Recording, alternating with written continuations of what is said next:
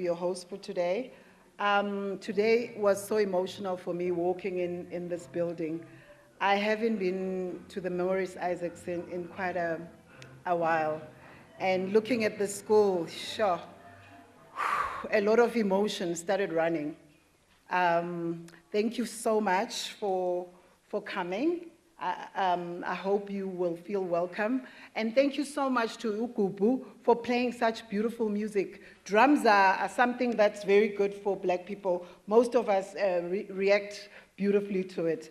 I would like to say good morning to everyone. And thank you so much for taking your time to come here and spend the day with us. And welcome to the Tsietsi Mashinini annual, it's the 2022, it's the 7th annual memorial. Thank you so much for coming and welcome. In our midst, we have Ishmael, who was the student at the Morris Isaacson. He's our alumni, he's a musician. He plays such beautiful music. He's going to play the national anthem for us. Can we kindly stand up so that we can all respect and sing the national anthem?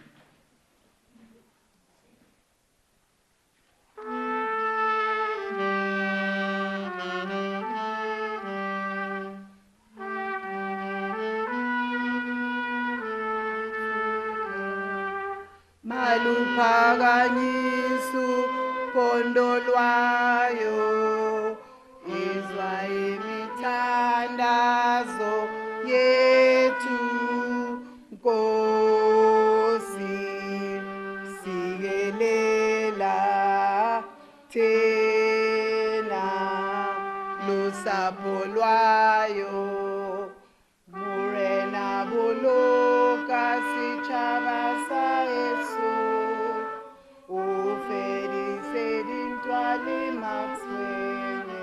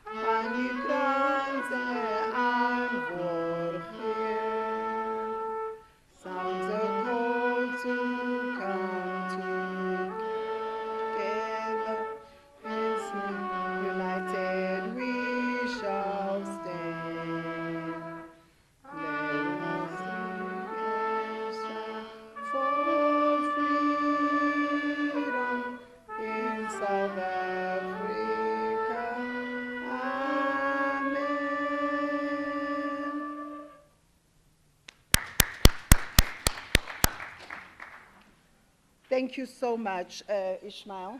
I would like to welcome everyone to our 7th annual Tsietsi Mashinini Memorial Lecture. Thank you so much for coming again. We appreciate it, and the music was beautiful. We would like to call a student who was a student in the 70s. His name is Pastor Sello Mokoka.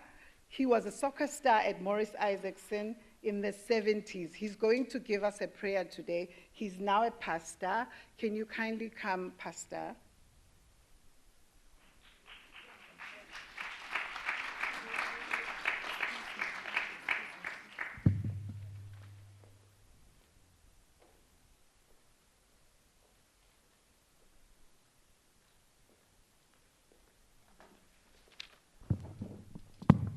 Good afternoon. Thanks, this is Program Director and distinguished guest, and our guest speaker, and the family of Mr. Mashinini. Thank you.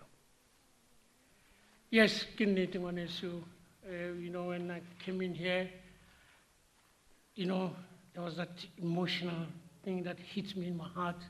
And I think also some of our brothers and sisters who were with us during those times, Kanakwele, it brought memories.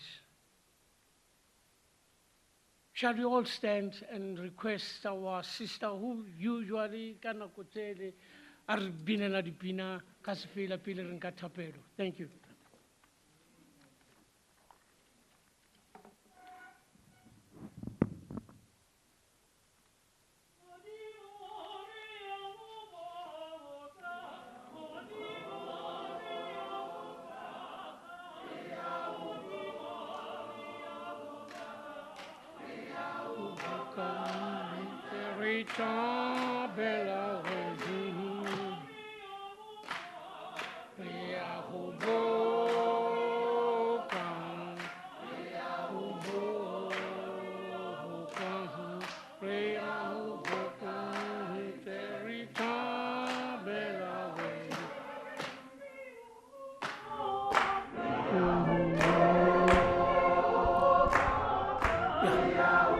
Sharp.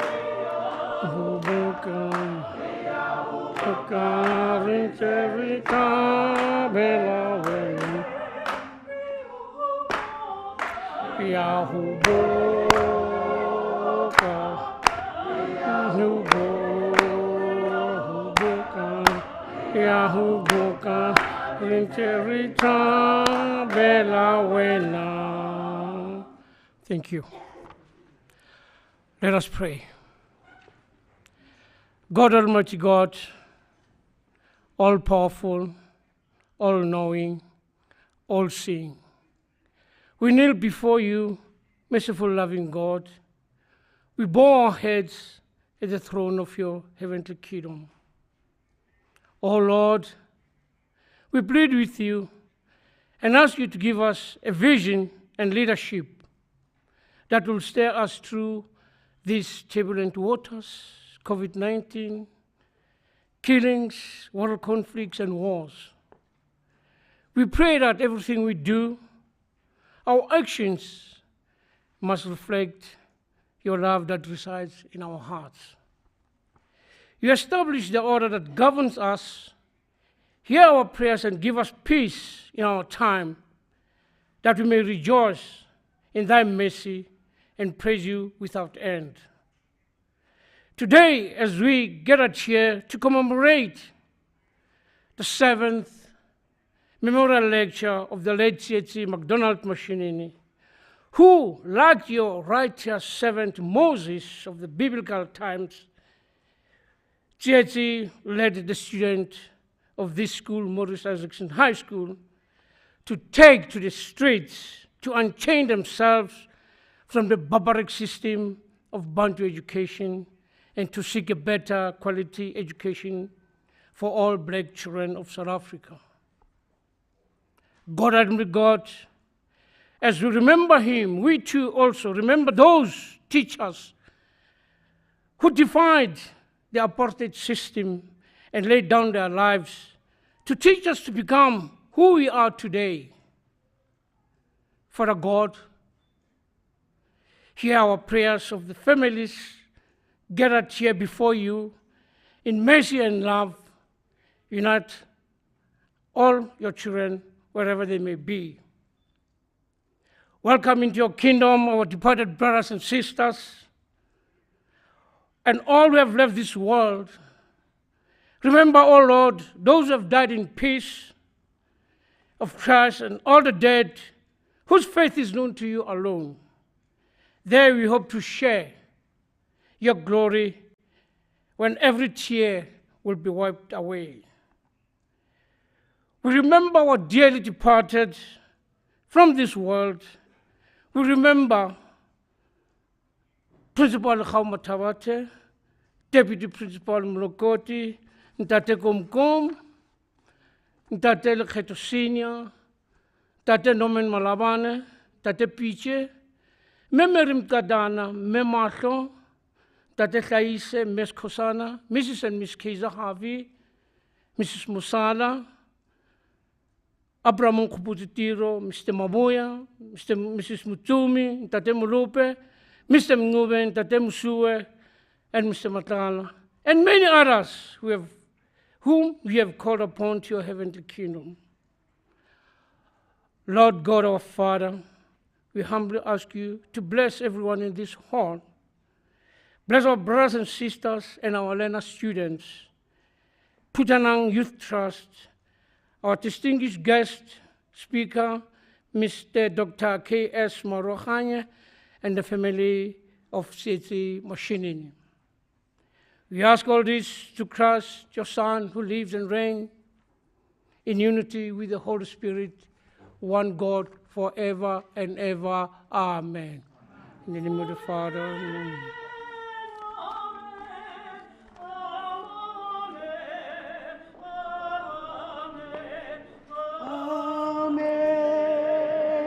Amen. Amen.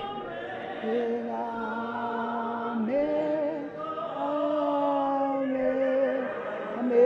Amen.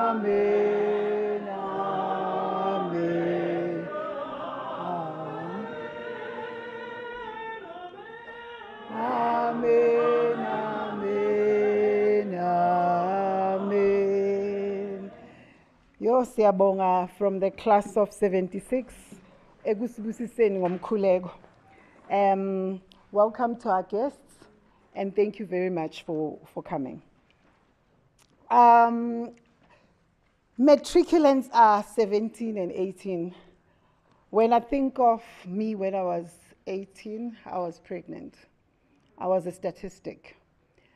And it's not a nice feeling. I always say when I see teenage pregnancies, I don't think they understand how difficult it is being pregnant as a teenager. They think it's cool. It's actually a challenge. I almost went through a breakdown. Things were so bad for me, but thanks to my mom, she supported me. I went back to school and everything is history. And I work hard and I've since forgiven myself. In my midst, there is Uluyanda Smelane, who's a grade 12 student at Morris Isaacson High School.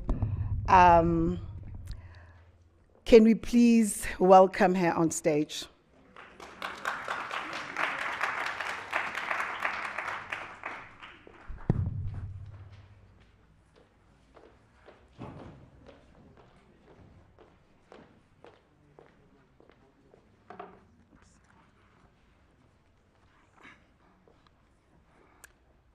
Greetings to the house at large. My name is Leanda Simelane, the president of Morris Isaacson High School's Class Representative Leadership.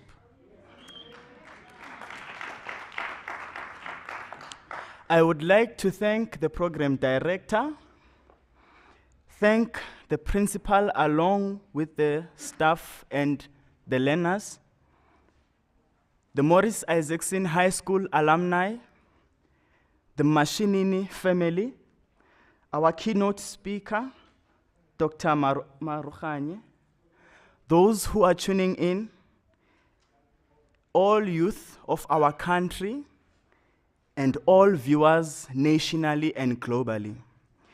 It's an honor to welcome you all to Morris Isaacson High School.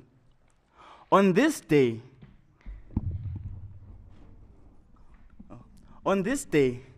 let us celebrate and acknowledge the lives of the freedom fighters and become one in fighting for the sustainability of the freedom that was fought for. With that being said, I thank you all.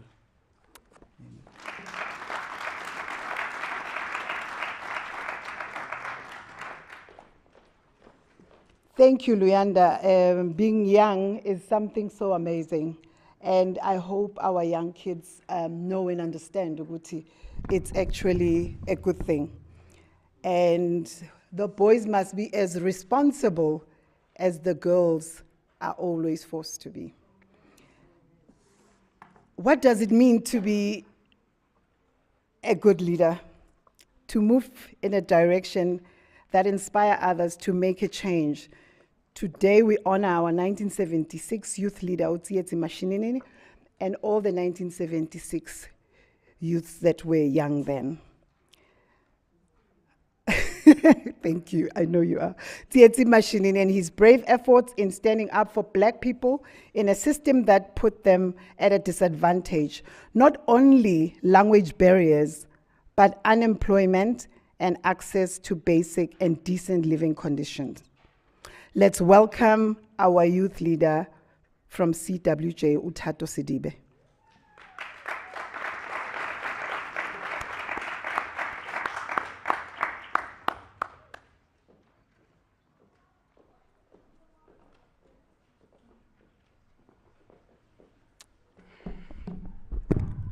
Ladies and gentlemen, to the current students of Morris Isaacson, the Morris Isaacson alumni, the Mashinini family, and to our keynote speaker, Mr. Maaroganye, and to our viewers at home, greetings to you all. My name is Uthato Sidibe, and I'm part of a statistic. Which statistic, you may ask? Well, I'm part of the 63.9% of the youth who are currently unemployed. And believe me, that's not a statistic I'm proud to be a part of. Like every young person, I wish to contribute towards groceries. I wish to take my parents out to a restaurant once in a while. I wish I could buy myself a few things without hearing, but most importantly, I wish to be independent. According to stats say, 60% of the youth experience depression right after the matric year. And the common reason for this rapidly increasing number is the question, what do I do now? Reality gave me a huge slap across my face after I had completed my matric year, and I thought to myself, I'll just go study for a few years, and then I'll be successful. So I went to go further my studies with expectations that when I'm done, I'll get the job I want, and then I'll be successful. But no one had prepared me for the challenges which lied ahead. We only witness our mentors' success after they've achieved, and not while they're in the process of achieving. Hence, we think that it's all easy. Now, it's no secret that the depression we face as the youth stems from unemployment and hopelessness. And as much as we can point fingers at institutions, the big question is, what are you doing about it? How are you enhancing your skills to become a person, to make a living? What knowledge are you equipping yourself with to become a better person? And are you networking with the right people? Now, my father always used to tell me that position yourself so that when the opportunity comes, it gets you ready. With that said, ladies and gentlemen, I'd like us to acknowledge the premises that we're gathered in today.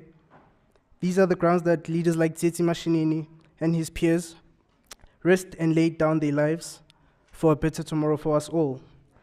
Now I urge all my peers to take the same strength, the same courage, and channel it through entrepreneurship. Because 45 years later, our enemies won, unemployment. The same way the students of 76 picked up stones and rocks, let it be the same way we pick up entrepreneurship to fight off unemployment. Now, I'd like us to take this opportunity to commend the fiber initiative in our township, which saw a gap and rendered their services in exchange for a sustainable income. That's entrepreneurship. And going back to my father, I used to ask him, how are you able to sustain yourself when you haven't worked for 10 years? And he'd say, as humans, we need to coexist. One man's inconvenience is another man's gain.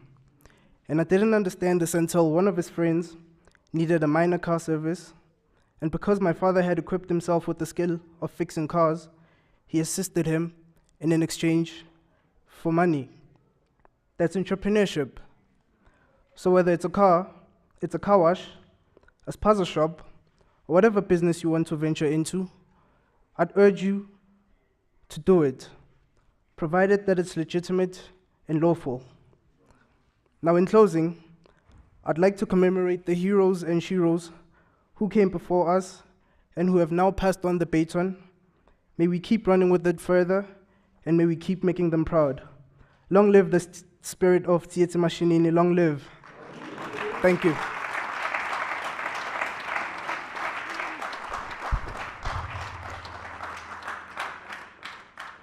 Thank you so much, young man. You know, something that we have in common with the young and the old and the aged and the ones who still think they're younger, like me, is depression. The pressure that we put on our kids, because everyone wants their children to be a doctor or a lawyer. And we forget that there are other industries ezingekho academic. We have the entertainment industry, even though I say, if you are in the entertainment industry, you must also have 2 diplomas. You must be in entertainment and study for something else, because that's where depression lives. It's a dream job, but it's challenging. And thank you so much for reminding us that we should support you. I would like to acknowledge Untlantla Lax, who is here in the room, in the midst with us. Welcome, you are welcome.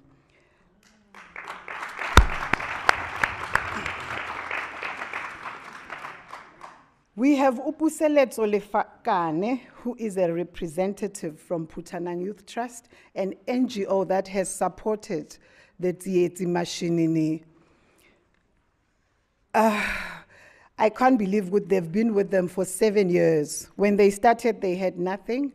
Phutanang Youth Trust was there for the organization that organizes the Tsietsi Mashinini Lecture.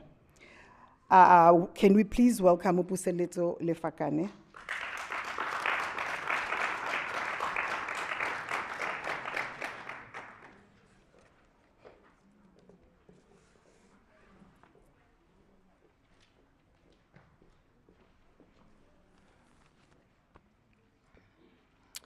To the MC, Honorable Guest Speaker Dr Maaroganye, the Mashinini family, Morris Isaacson High School principal, teachers, learners, ladies and gentlemen, viewers at home, on all supporting media, Dumelang.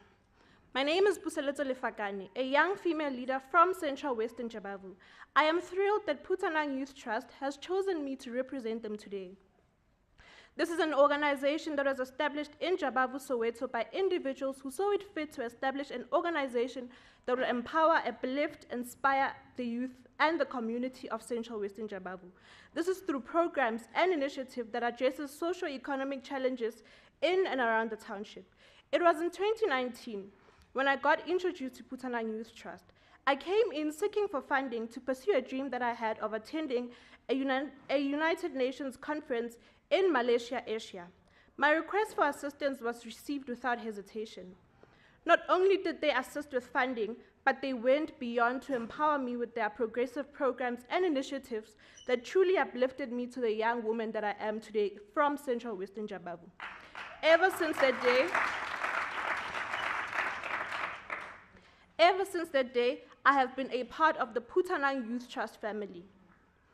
The young woman standing before you today is part of a product of an organization that is dedicated to eradicating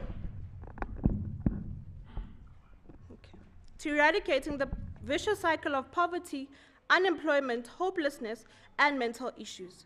I therefore hope young people in Jabavu and its surrounding areas know more about this capacity-building organization that is prepared to go to the ends of the world in helping the community. Phutanang Youth Trust aim and vision is to achieve a working community, and especially the youth, through education, by developing programs such as School Support Aid that has assisted more than 30 students to further their studies. In sports, Phutanang Youth Trust has assisted over 80 children in and around Jabavu to make sure they attend and play the Junior NBA Basketball League, thus nurture their talents through sports. Phutanang also establishes and supports SMEs through making sure that 30 households with a total of 88 learners and students are a part of a program that will afford them an opportunity to study at home and attend business and career courses online through the Wi-Fi network rollout of zero-rated content for reaching households and the community with information that is now accessible to all. Phutanang also supports and hosts community upliftment programs such as raising awareness on health and substance abuse. Phutanang,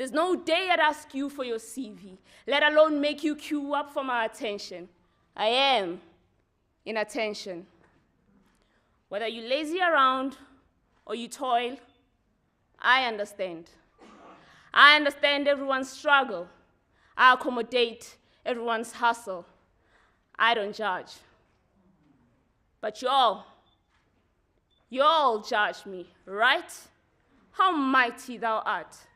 You pray of the web makers, makers of the monetary puzzle, makers of the learning jungle, creators of confusion that infuses an illusion striped by hope, whilst it shatters lives and livelihoods. And then, the puppets, products of the system, they sit high on the governing throne, whilst casting chains that compound a grand scale of corruption, looting the funds, an act that is stripping the dignity of what's left of our economy. The rich get richer, whilst the poor get poorer. Yeah, what a time to introduce myself, right? I mean, the world is facing its worst nightmare, and it seems like I'm parading and boastfully letting people feel my presence. The deceit is that you think I'm a fraudulent achievement. I do not condone theft, let alone dance at your dismay. But hey, I mean, I've been accused of making people feel depressed, of inflicting a certain amount of agony. I get it, I'm meddling. But the worst I've done is to peek at a few pockets whilst exposing how terrible your skill is at monopoly. Now, let's be serious. Are you all serious? This has been a public service announcement from unemployment. I'm Palesa Mokhari. Thank you.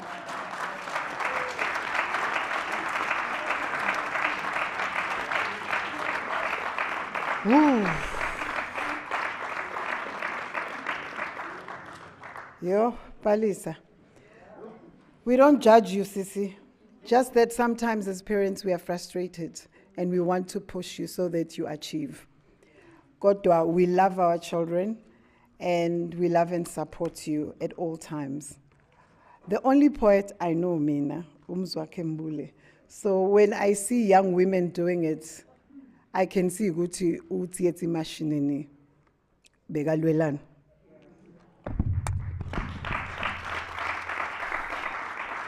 I would like to acknowledge a few people who are in the room. Thank you so much for coming. Usisibongile no Ish Mkhabela. Usisibongile Mkhabela is a colleague of Tsietsi Mashinini, the only female waigu SSRC. She delivered the inaugural lecture with Dr. Mampela Rampela. Welcome. And I would like to acknowledge Usis Pel Lutuli as well. You are welcome. Amandla.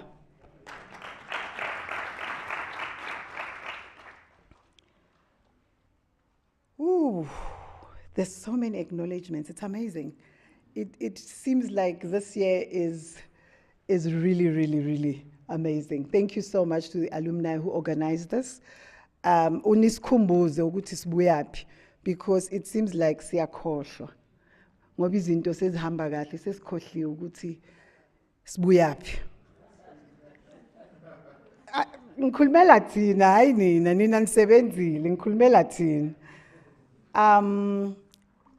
Most of us were affected in 1976.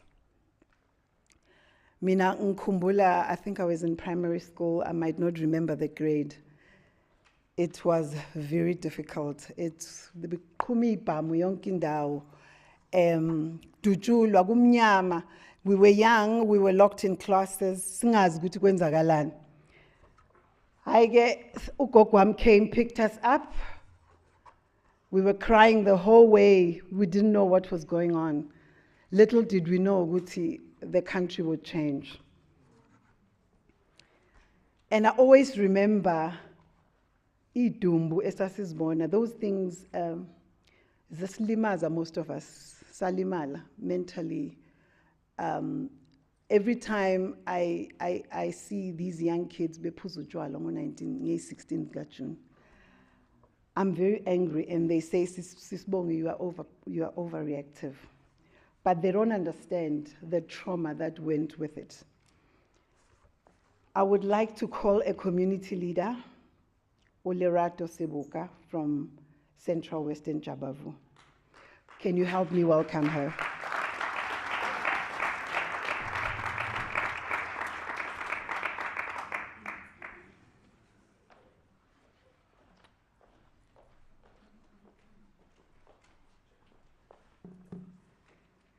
Greetings, ladies and gentlemen, the keynote speaker, Dr. Maaroganye, the Mashinini family, the Morris Isaacson alumni. Oh, sorry.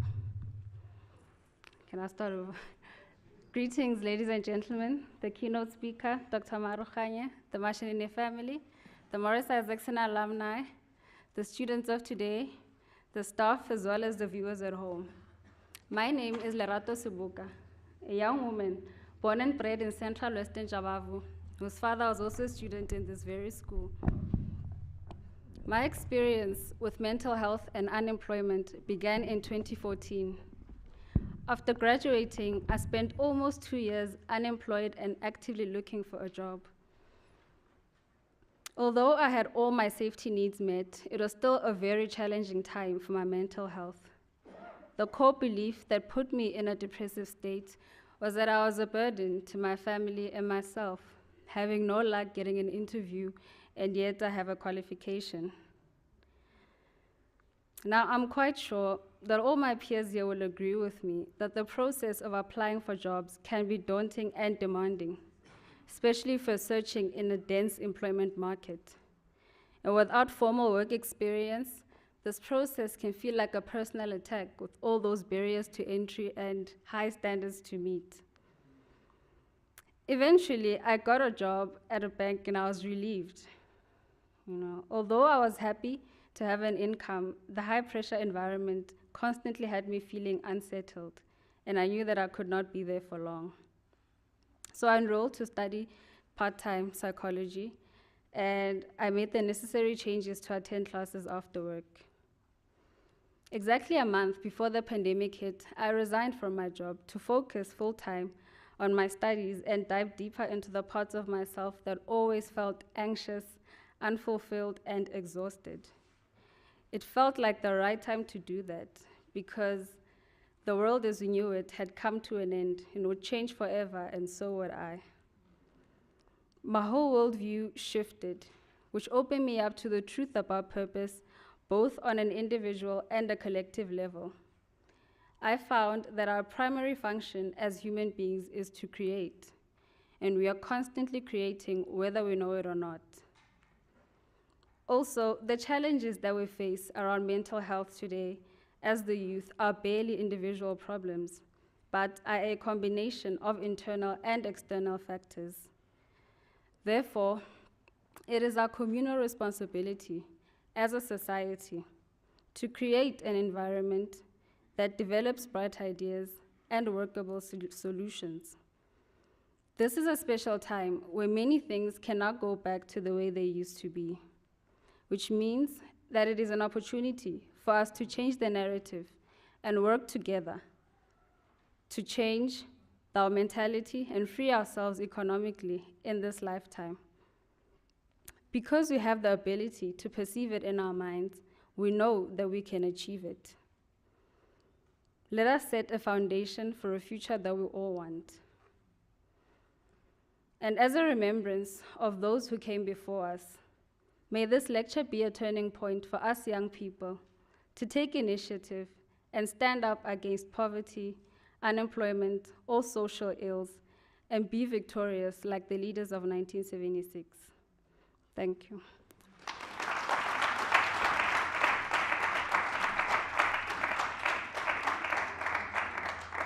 Whew. Yeah, my heart is heavy. As a parent, when you listen to young women talk about such heavy stuff,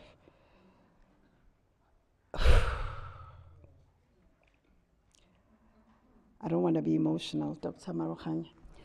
Mental illness is a serious problem. I was talking to you before we started. And as Black people, mawukhuluma nge-mental health, people think we are shy. We harbor things. I dealt with mine 4 years ago. 4 years ago, I lost weight around people. No one told me. I looked miserable. I became dark. I became an ugly person inside.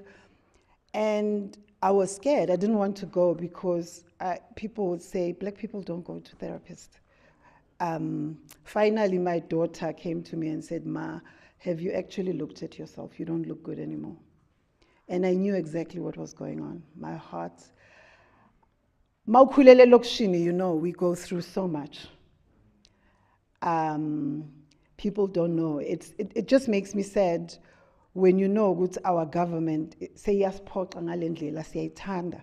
And I know, you know, when you sit back and you say, who am I going to vote? And you know exactly who you're going to vote for. Kodwa bafethu siyanicela, like, do this for our children. Today when I got to the school, I mean, our school was the cleanest school.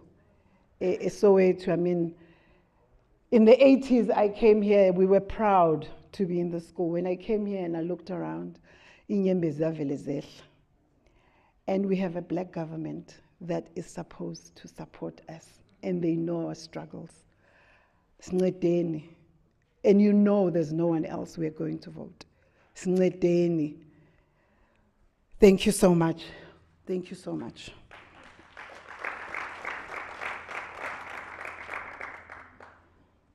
I would like to call our music item, Ishmael, to play for us. Ishmael, please give us something warm so that, because our hearts are heavy right now, the pressure is on you. Thank you. Let's welcome Ishmael.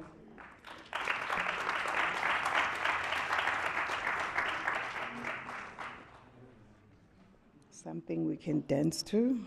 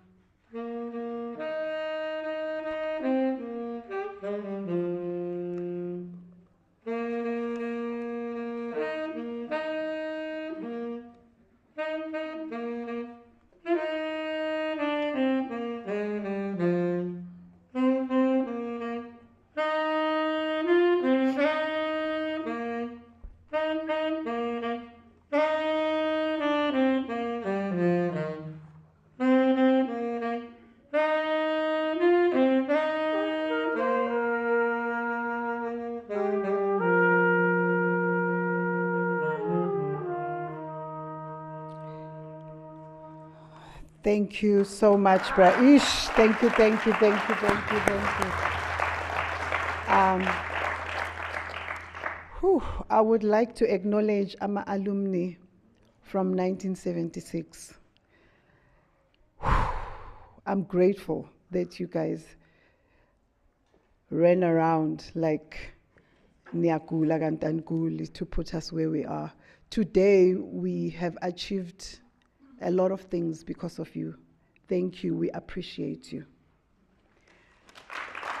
And kunama alumni abuya from different classes in the room, which I would like to acknowledge.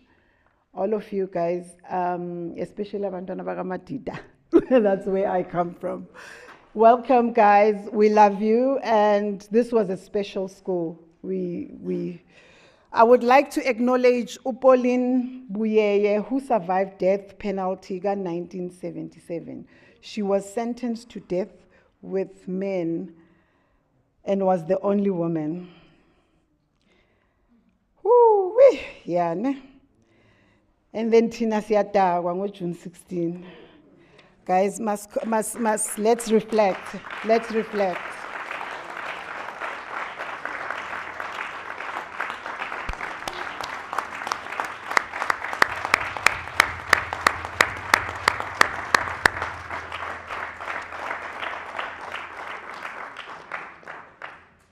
Mampolin, siyabonga. Siyabonga, siyabonga. And coming next is our keynote speaker. Depression is my passion. And why I like talking about it, it's because guys, you see a lot of things happen around you. Abantu bayarejwa, families abanakudla. Kunzima when you know we shoot in township most times. Sometimes during lunch, ngisaba nokudla because everyone is standing. Kodwa we have a government that we love. And because they know we're going to vote for them, they keep doing it to us. Depression is serious in the black society. Some of the children were raped, some molested, some come to school benganakudla. And thanks to people like Dr. Maaroganye, who is a specialist in psychiatry, we appreciate, we can relate when you talk to a psychiatrist. When I was looking for one, I was referred to a lot of white psychiatrists. And I kept on saying they won't understand the challenges that I have. I need someone who I can even speak in Sizulu to so that they understand. Because sometimes isilungu asizkhiphi kahle izinto. So you want to speak your own language. So I went to a black one. 4 years later, I'm discharged. I'm not on meds anymore. And I'm grateful I listened to my daughter. I wasn't stubborn.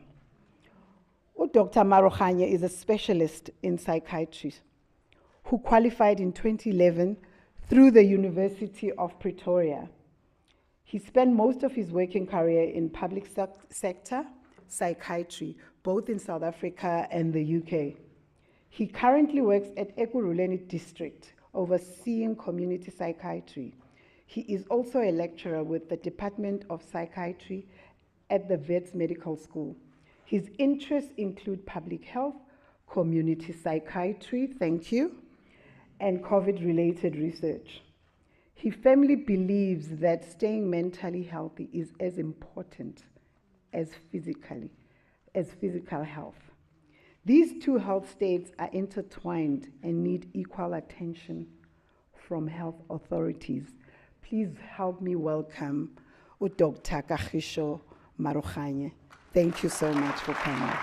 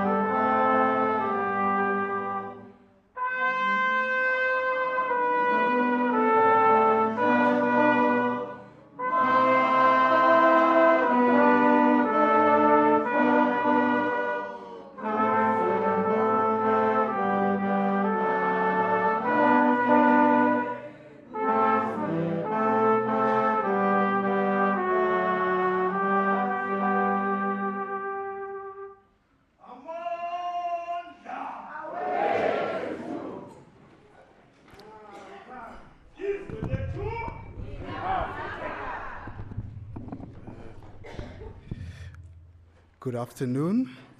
So I just want to adjust this mic a little bit.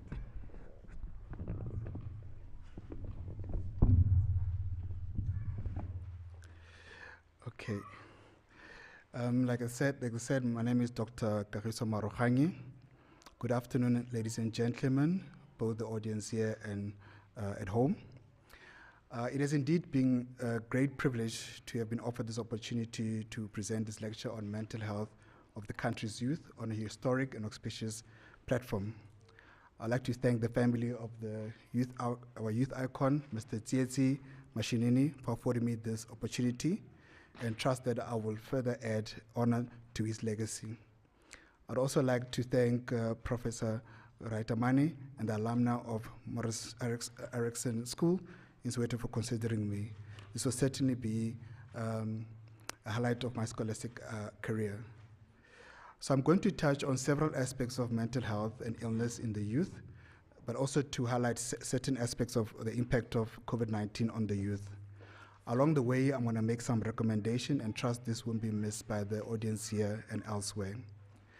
It's quite a long lecture, so I'm hoping that throughout you'll be able to take some notes, because my thinking, like the previous lady was saying, this is a public service announcement. I'm hoping that you're going to take some elements of the lecture, make a note of them, and then be able to, when you're with your families, at a church meeting, in society meetings, or at the Student Representative Council, you should be able to at least impart some of this knowledge to your colleagues. Earlier on, before I came here, I was talking to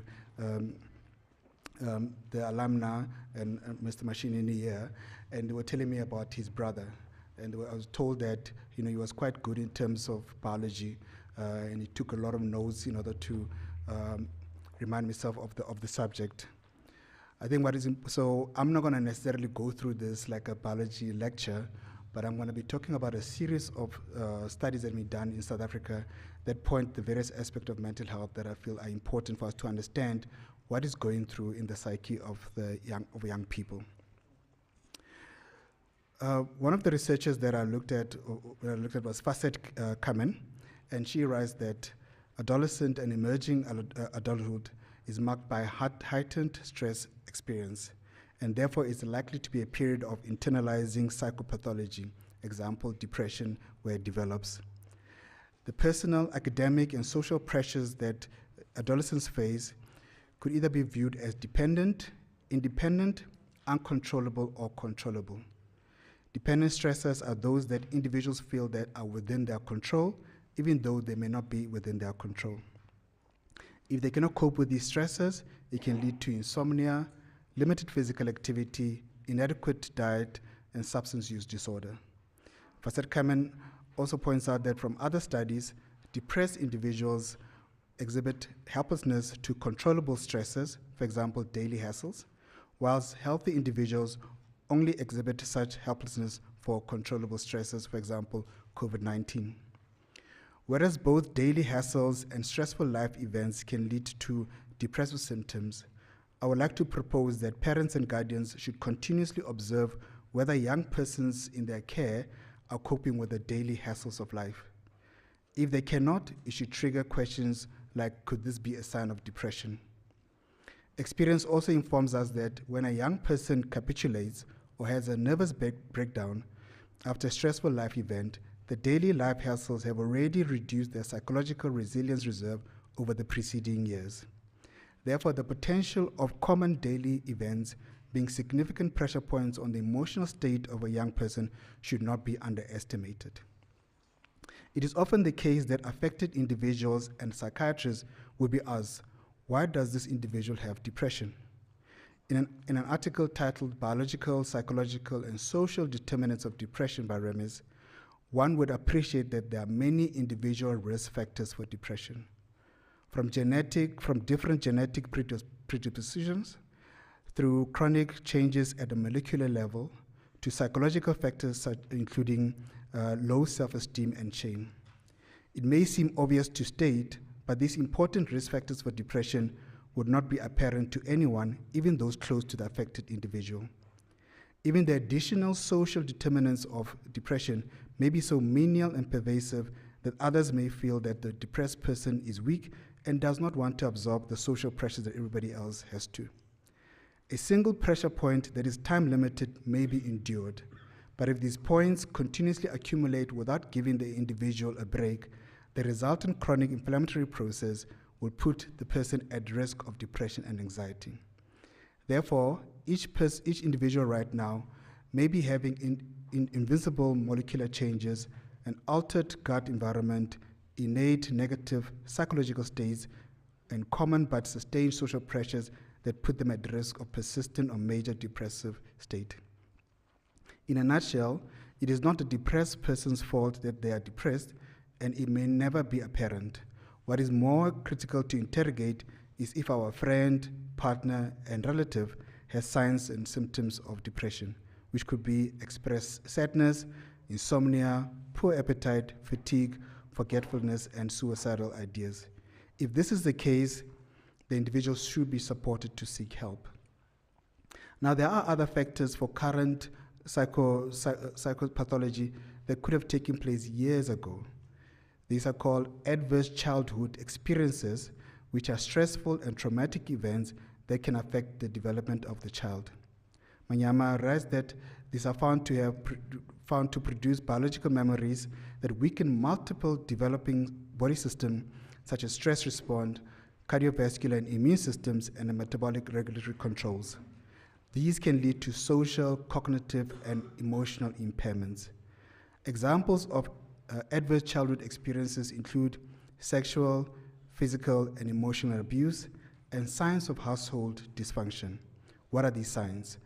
Substance abuse, mental illness, and domestic violence in the household. Emotional or physical neglect, parental divorce and separation can also be described as adverse childhood experiences.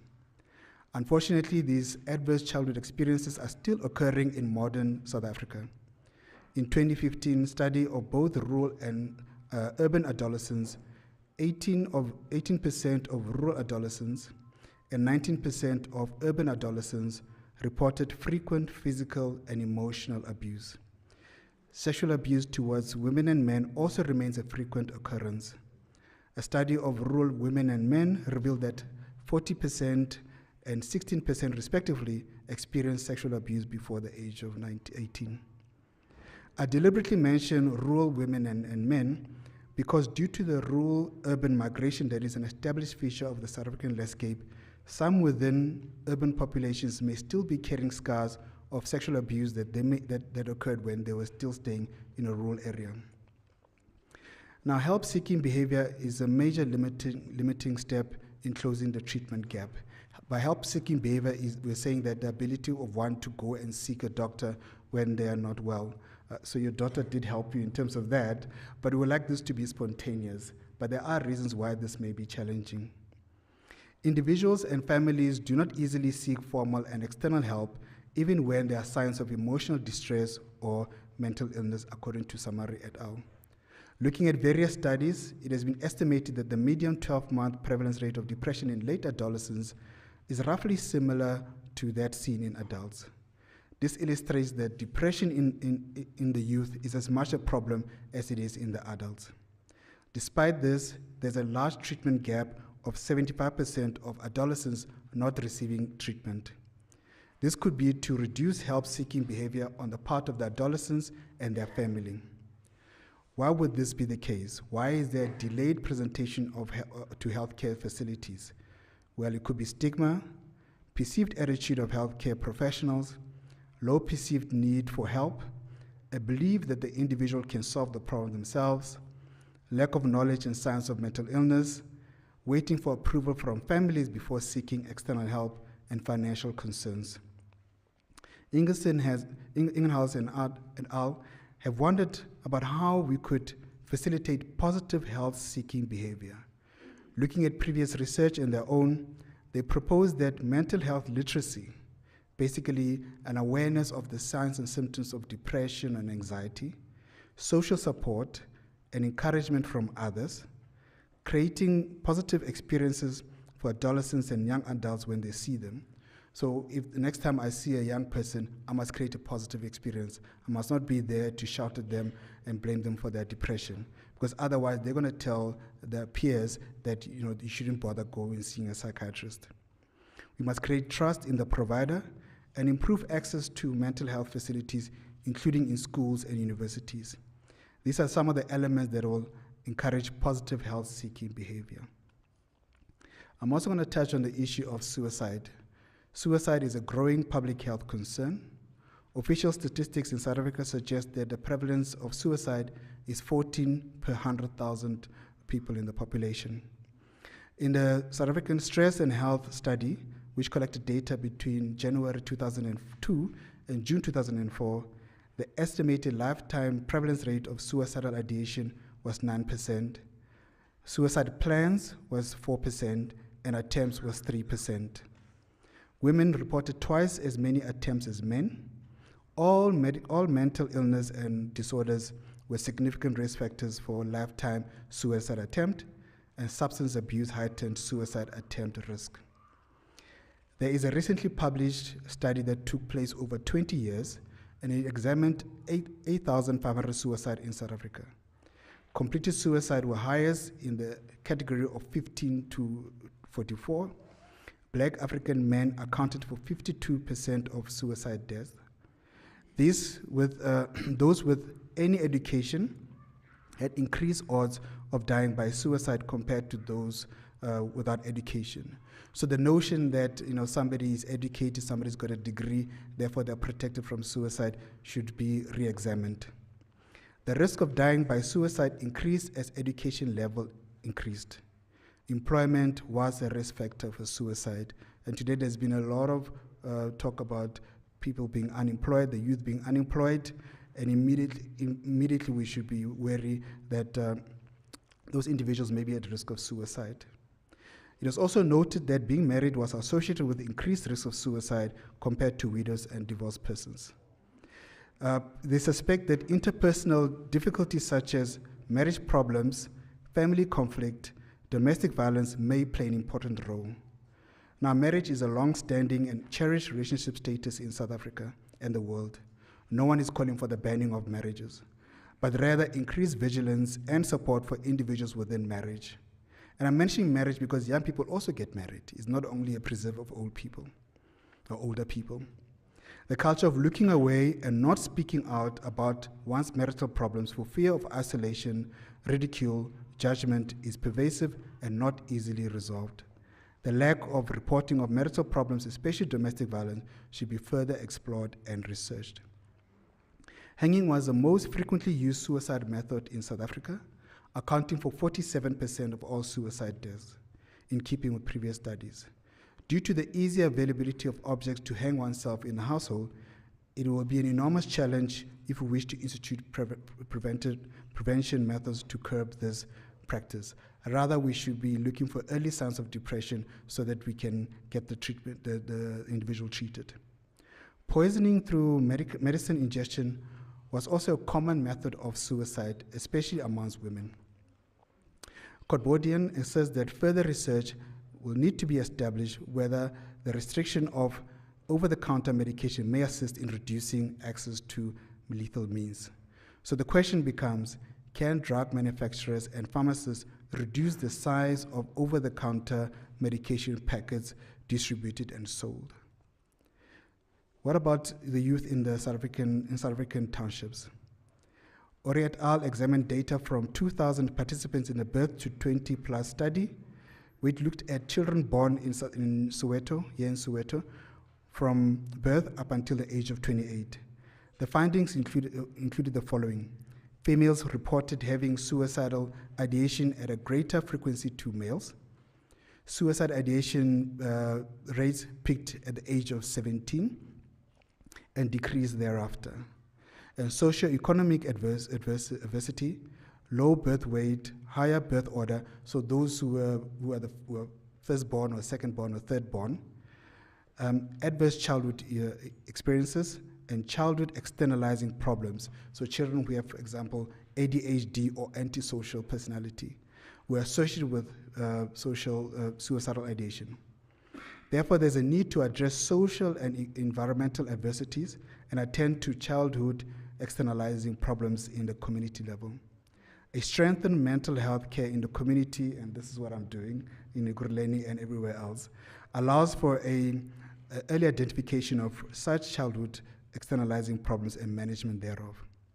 Another study in Cape Town, done in 2008, revealed that anger-related problems, low self-esteem, perceived stress, unmet school goals. So if the child, I think any child when it goes to school, they want to do well, they want to pass, they want to get 80%, 90%. So if the child is not achieving that, it is as much as a bother to the parent as it is to the child. And in some instances, this can predict suicidal behavior. In Limpopo, studies on adolescents found that family conflict, lack of knowledge of the availability of counselors, perceived accusations of negative behavior, inadequate social support, past family and peer suicide attempts, as well as poor living circumstances were significantly associated with suicidal behavior. Researcher Shilubani points out that other studies show that suicide attempters do provide clues prior to the attempt. And this is very important. So what are some of these clues that maybe a young relative could have given you before they attempted suicide? This could be they talked about suicide. They had sleeping and eating problems. They withdrew from friends. They gave away prized possessions. They lost interest in their personal appearance, and they started taking unnecessary risks. These are the signs that I'm sure most of you have seen in some of our relatives, and these should be warning signs of impending suicide. It is a checklist that parents and guardians can use to indicate that there is going to be a problem here. But teachers can also help. In a 2015 published study, 5 focus groups discussions were conducted with 50 high school teachers in Limpopo province. The results demonstrated that teachers lack knowledge in the warning signs of suicidal behavior among students. Let's consider for a moment that most schools will have 1 or 2 teachers who are regarded as first aiders, looking to attend to physical health emergencies. Considering the emergency status of suicidal ideation, should all teachers not be reviewed as psychological first aiders who are trained to detect the warning signs I just mentioned and engage a referral system that enable the scholar to receive help? Substance use and self-harm. Given that 50% of those with mental illness could have substance use disorder as well, it is not surprising that those who chronically use substances may self-harm. Some of them may end up at an emergency and accident emergency department in any hospital in South Africa. These patients, often young, could be assessed by a casualty officer, but what happens to them after their assessment? According to a study done in 2014 and 2015 in an urban hospital, 37% of them reported chronic substance use, and most of them were likely to be male. Some even had prior history of self-harm. Unfortunately, a proportion of those with chronic substance use that were referred to a psychiatric for a psychiatric consultation were less than those who did not have the problem. This clearly belies or goes against research showing that mental illness and substance use go together. We should not be in a rush to get young men sober and discharged from casualty. Rather, we should be referring them for further psychiatric assessment. And this is the thing about mental health and mental illness. An affected person will probably in their lifetime only give you 1 or 2 signs. And it's important for you to be alert of those signs, otherwise they may not give you another one. They will not come with you with a long story, a long journal about how affected they are. They will say one thing and hope that you'll pick it up. And how do we modify the family environment in order to prevent substance abuse? Increasingly, researchers in prevention science are wondering if there are protective factors that can mediate or moderate the risk of substance use in individuals. Looking at family relations, Michuri and Dos Santos remind us that an increase in parent-to-parent and parent-to-offspring conflict can increase the risk of substance use disorders, whereas favorable family bonds can reduce the risk of future alcoholism As much as it's a well-known phenomena, one cannot forget to mention that children learn behavioral patterns from their social environment, including their family, school, peers, and community institutions. At this point, it is important to introduce us to the concept of family management. They use this to investigate substance use amongst adolescents in a rehab facility in Pretoria, South Africa. When they talk about family management, they talk about parental monitoring. Is there anyone at home when the child arrives from school? Discipline. How consistent is the disciplinary procedure that the parents are using? Behavioral control. Which power assertive measures did parents use to control behavior? And reward system, set in place by parents to reinforce good behavior. And in my experience, what I've noticed is that the reward system is lacking amongst our parents. Yes, there's punishment, yes, there's discipline, there's strictness, but in terms of reward, it's sorely lacking. Because how do you encourage behavior, good behavior, by acknowledging good behavior? So these schools, when they were in 1976 or beyond, when somebody does well, they get an award. What happens? The person continues to study hard so they can get more awards. The same thing with good behavior, even at home. If somebody does well, you must encourage it. Otherwise, if you only acknowledge bad behavior, then they'll probably just continue with the bad behavior. So any parent right now should examine their own parenting methods along the lines of the following findings. So these are the findings that they found in these individuals who were at a drug rehabilitation facility. They found that low parental monitoring, so if you don't know about your child's activities, is associated with increased likelihood of engagement in alcohol use and illicit substance use. More parental monitoring and supervision lead to the delay in substance use initiation and the frequency thereof. Increased risk factors for substance disorders included parents who scored low in sharing, behavioral control through guilt, parental strictness, and affection provision. Now, emotional sharing and interpersonal sharings with adolescents fosters warmth, trust, and a belief that the parent is involved in their lives. This pattern of parental behavior can be regarded as a form of indirect parental control. An increase in parental emotional support and positive evaluation is associated with a decreased intensity in cannabis use. Lower levels of parental rewards were associated with higher risk of alcohol use. Limited and inconsistent rewards for positive behavior was associated with increased risk of substance use, violence, and delinquency.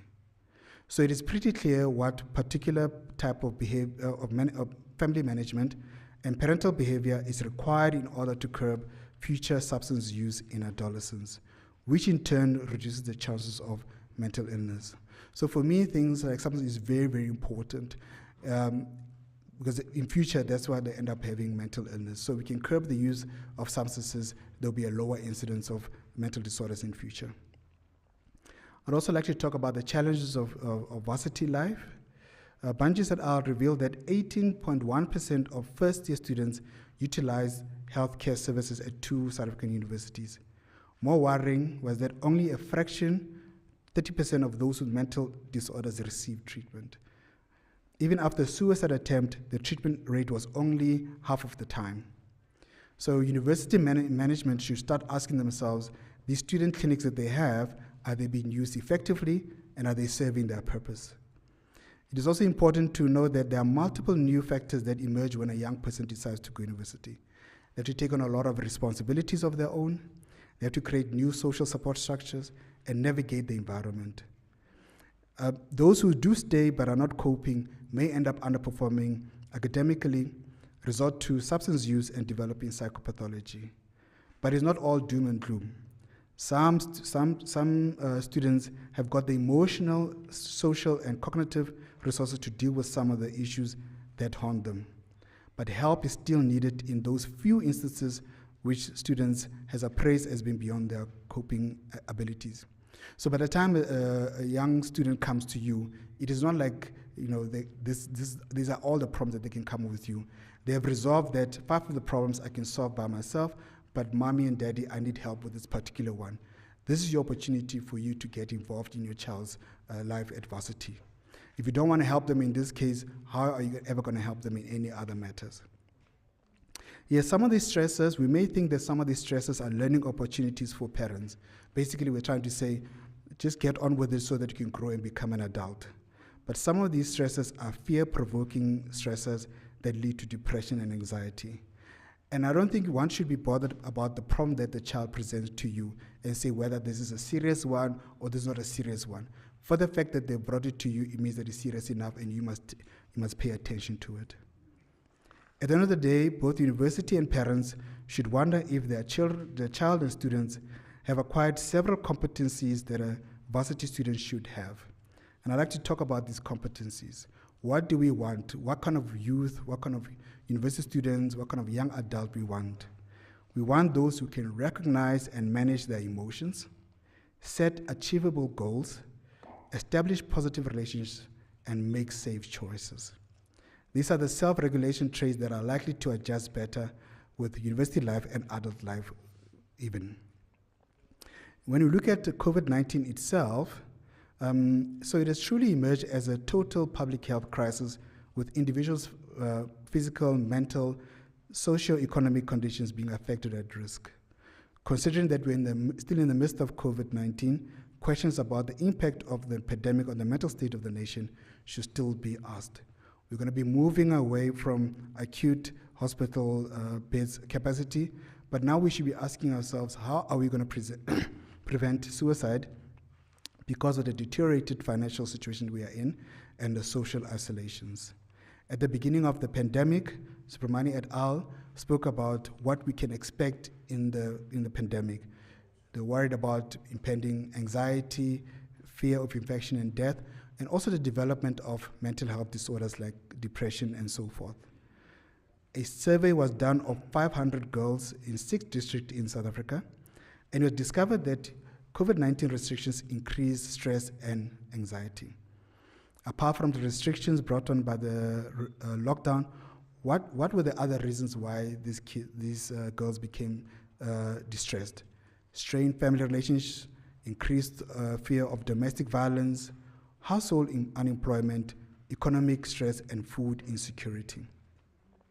When these children, how did it manifest? They had hopelessness, boredom, fear, isolation, and frustration.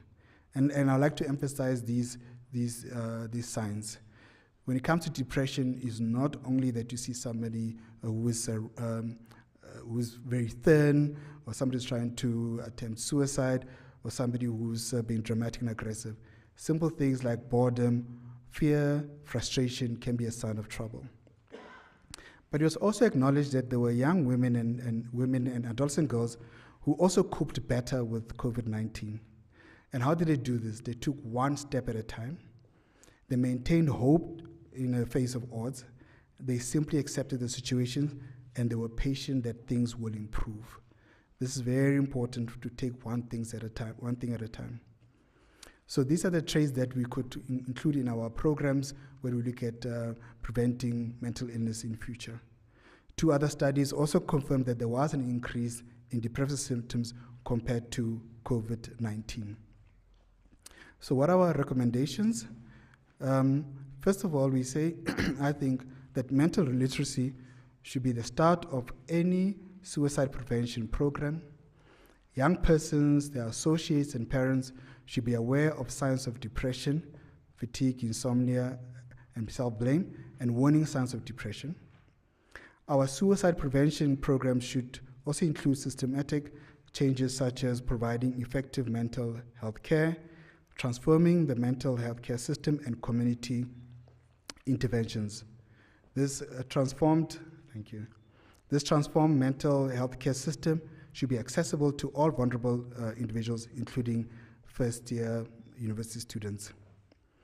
One of the most important stakeholders in para-suicide and completed suicide case prevention is the individual's family. We need to be aware of how family can mitigate the risk of suicide or compound it. We need to look at family cohesion, connectedness, and openness as protective factors against suicide. Like everywhere else in the world, adolescents and youth are increasingly finding themselves distressed. Our job as adults is not necessarily to blame ourselves or wish away the distress. There's no apparent causative factor for this rise in the prevalence of common mental illness in the youth. Our responsibility is to ask ourselves as community adults and local health authorities, what opportunities can we provide for youth support, and what alternative outlays for teenager and young adult and angst. We should wonder how we can prevent childhood-related traumas which often end up in the development of common mental disorders later on in life. We should set up clinics and units with well-trained health professionals to properly assess adolescents and young adults.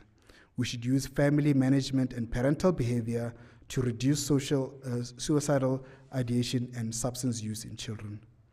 COVID-19, as we've noted above, was a clear reason to do that. But even without COVID-19, the youth in this country were dealing with multi-year pandemic of unemployment, multi-decade incidents of childhood trauma, and this should be addressed. When the lethality of COVID-19 decreases, we should be wary that the mental health disorders may increase in frequency, and with that comes with lethality as well.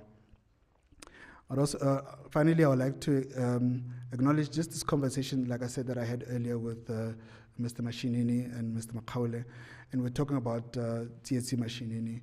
And what I gathered from that is that he was clearly a well-adjusted gentleman. He used to go to the library, he used to read a lot of books. But you need that. You need to be adjusted, you need to be mentally healthy in order to make the change that you can make. I would like to think that if Mr. Mashinini at that time was under pressure, was distressed, we wouldn't have seen the changes that we've seen. So if we always we always ask ourselves, why are the youth just sitting in the corner, why they're not doing anything? But part of the reason for that is that mentally they may not be in the right state for them to make the changes. We should be looking at our individual youth and trying to see how we can improve their mental health so that they can also be the change makers in the future. Thank you very much.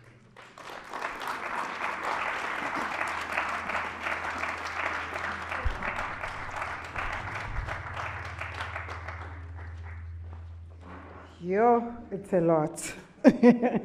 I'll come back to it. I would like to thank our sponsors, Telkom, Brand SA, Department of Communication, Putanang Youth Trust, Nesia Gas. Doctor. That's a lot. I wonder ukuthi sibambeni kuyo yonke lento engaka uDr asiphe yona. Is there something that we actually that makes sense and that hits home? Ngoba sasibizwa imbokodo, and I don't agree with the Mbogodo name because we were told to be Mbogodo so that people could abuse us. Sihlale strong. Ngoba abobaba mele mabashaya singajeli umuntu, and the marriage one actually hit home. Most of the depression that I came from my divorce, and everyone keeps saying, "You are strong, you are strong, you are strong." Hey, but no, akubeki strong, kunzima. And thank you so much for people like you. But I'm going to say something to the teachers. I know the teachers at school have a hard time. Ngoba abantwana baza bane-stress from home, from the fights the parents have, from everything that happened at home. Most parents aren't working. I don't know how practical it is for the kids to be able to tell anyone problems. Mababuye esikolweni ngoba umama uyasebenza. Most parents wake up at 4 o'clock. When they come back, the bosses have kicked their butts and they're agitated. So when you try and say anything to your parent, they push you. It's very difficult. So I think the day our government helps people to have jobs, and then we can deal with a lot of challenges that we have mentally. Because maunganawo umsebenzi, ulamba, ezinye izinto azikho sharp. Abo baba bayasithuka estradeni, they swearing at us, they calling us the other word that I wouldn't mention, and women are raped literally every day. And you expect us to be loving wives when we get home. It's very difficult. And kodwa, I wish everyone luck. Mental freedom is a good thing. Once you've fixed yourself inside, everything falls into place and you are a better person. You're not as grumpy, you are not as sad, and you become a better person to everyone. And up next, we have Mr. Jabulani Makubane. He's a former MK soldier, a member of the June 16 detachment. He was deployed to the cultural department, where he became a founder member of Amandla Cultural Ensemble, which was directed by Jonas Gwangwa. He performed with the formidable jazz musicians like Victor Ntoni, McCoy Mrobata, just to name a few. He was the director, of music at SA Army Music Office, responsible for the SA Army Ceremonial Band 9724. He retired from the SA Army in 2014. Wow.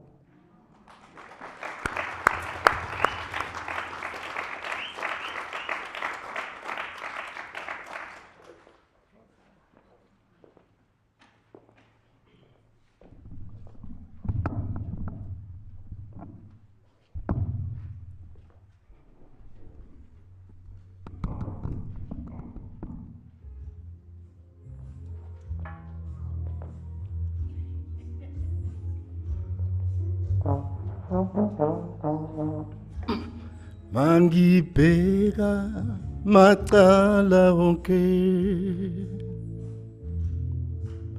ngibona ubuso ngobuso obunye bujabulile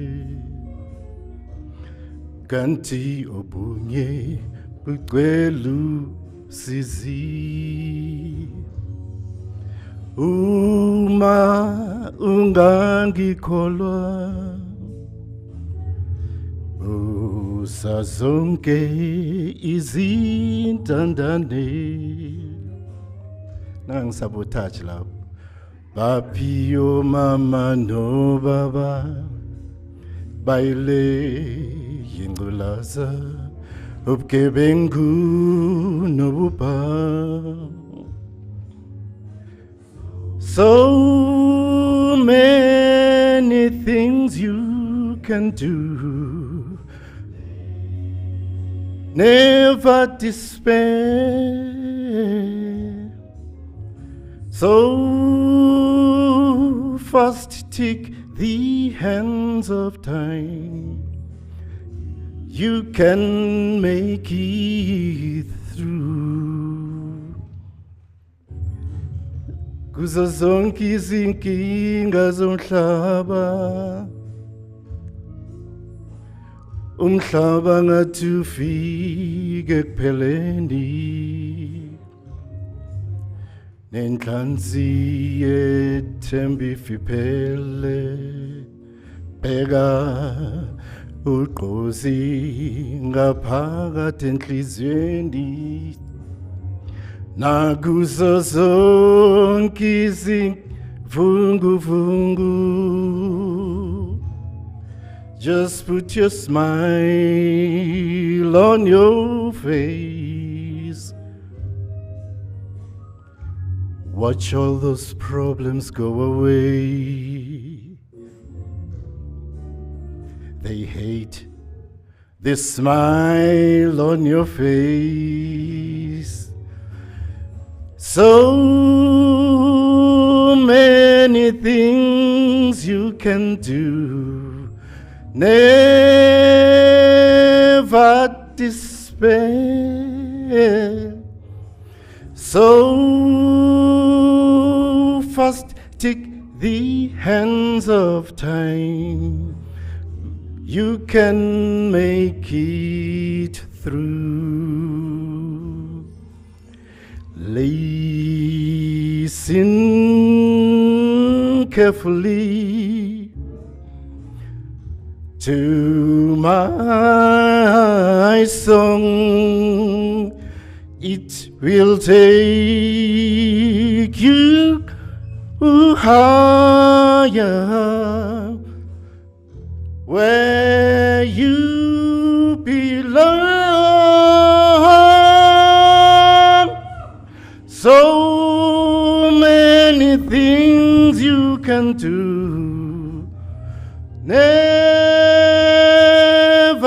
despair. So fast take the hand of time. You can make it through.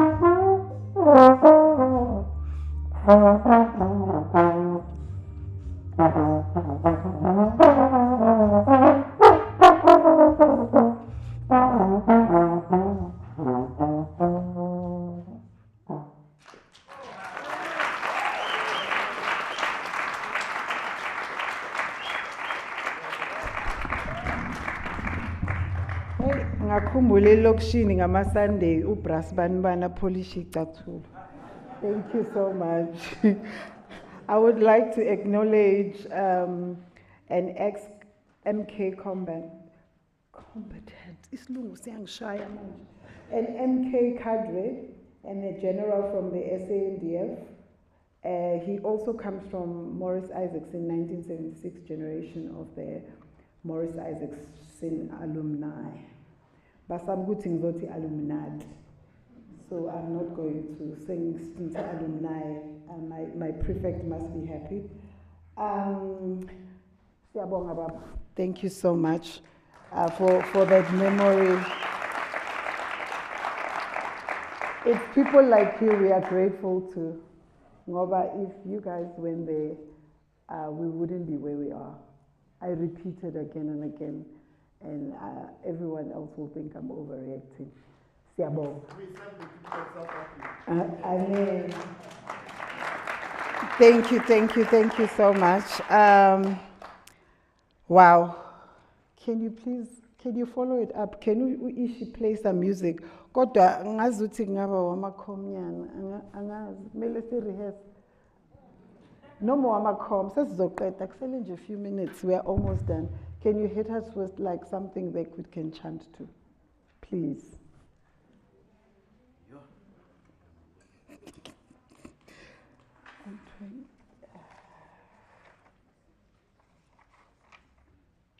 Sorry, moment of silence. Basacabanga ukuthi which song. Nhlanhla awusize lapho. Maybe mawungaqala something khona into ezenzakala. Awuqala something lapho Nhlanhla.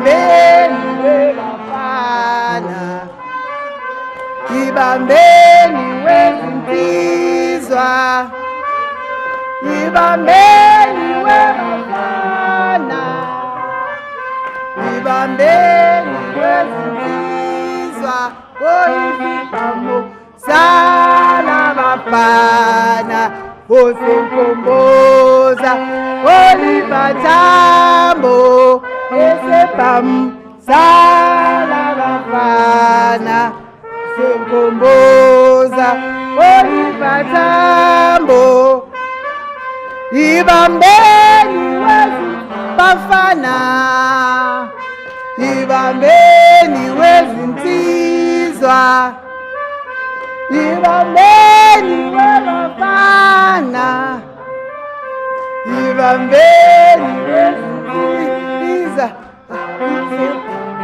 salabafana, senkomboza, olibatambo, alabafana, esenkomboza, olibatambo. Siyabonga. Wow. Yo, thank you so much to our musician. We are honored.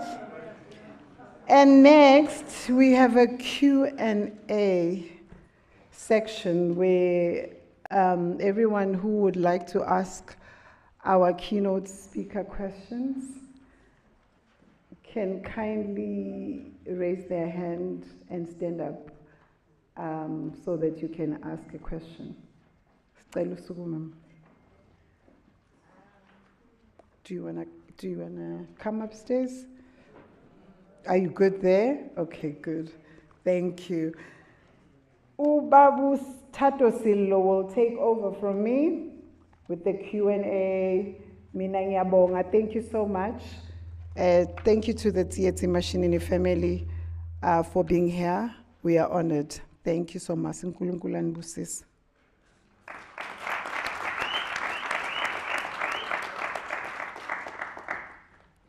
Ausbong, thank you so very much, Sisi. That was a splendid job you did.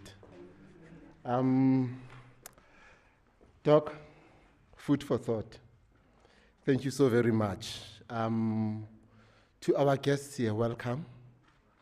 And thank you again for your presence and for the attention that you've given to Dr. Maaroganye.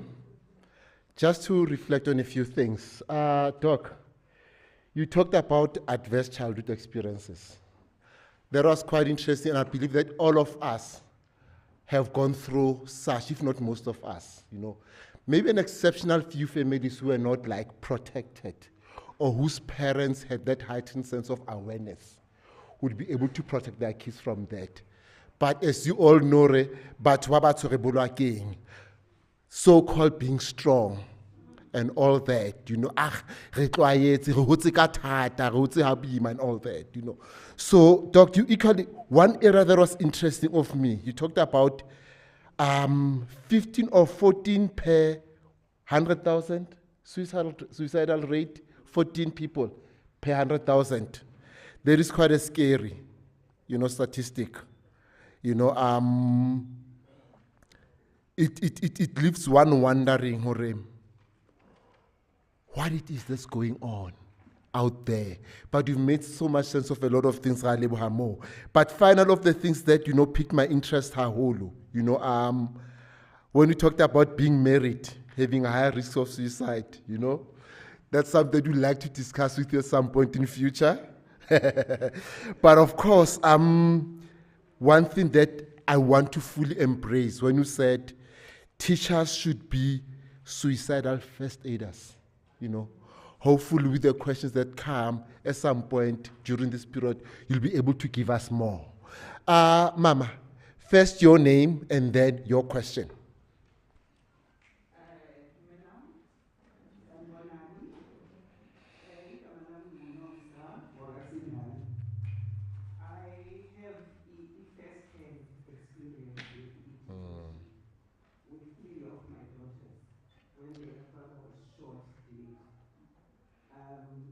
The last one was doing her 4th year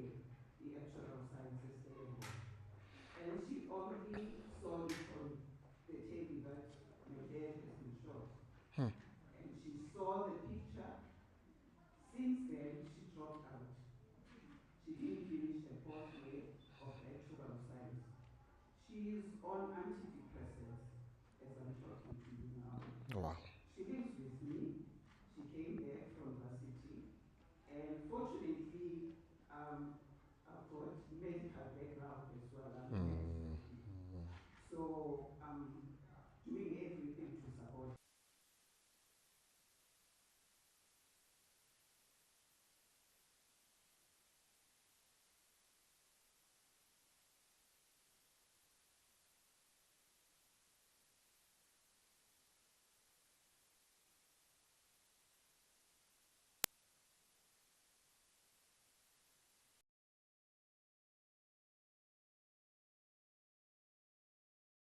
One mic only. Okay, Osmutlatsi, from there, there's a lady in that orange, or pink jacket, blanket that was. Rotman, your name first? Retired General Kagisho Maaroganye, a student somewhere. Yeah. Wow. Very proud to be here. I'm bragging. Bragging really about this mighty Morris, this high school. My passion is Dr. Maaroganye, taking us through as a society, African people. I think we're a case, a psychological case, if you look what has happened to us to date. The problem is that we're coming across now, that corruption and so forth, they could also be arising from that. But let me get to the point. We have heard from our youth, our proud youth today, how they feel through poetry, through the speeches that they delivered here. What is going on, right to the very youth, the future. O.R. Tambo says, a nation that neglects its youth does not deserve a future. So it is right now. How many of us, what community are we as psychologists do we have? Because this is a national, it's a national issue. It's that key issue, the psychology of the people, the majority of the people. We coming from exile, coming from prisons, coming from poverty, the poverty that we're in, that we're swimming in, we need to be counseled. All of us. What can be done that you maximize yourself, doctor, and many others? Of course, as you're encouraging us, that as parents, how we should try and guide the youth, but we need to be guided as well. How can you do it? Doc, would you like to take the third question? And then address the third three round of questions before we move to the next three. Okay. Can I see her? We have more hands. I'm going to pick the next three. Dr. Kagisho will explain to you, and then of course, the rest of it. After that, go ahead. Thank you very much. My name is Nomsama Zwai. I'm from an organization called Funket. I'm Walking. Thank you very much for your insights on mental health. My question, and really it's to pose to all of us, really I think as Sowetans and as South Africans, we need to accept that we are who we have been waiting for. We are who we have been waiting for. And I think that's the biggest challenge, that we are not taking and owning our spaces. Our organization really believes that community safety is the key to unlocking a lot of the challenges that we're facing as society. In safer communities, there's more job opportunities. In safer communities, there's a better lifestyle. People can walk more, which deals with mental health. And walking is very good for mental health, but we are in this state of anxiety and fear that we don't even get to walk. And we expect the government to fund something that doesn't really need to be funded. It shouldn't be funded. Not in the sense that it shouldn't, but I'm saying in the sense that we can't afford to fund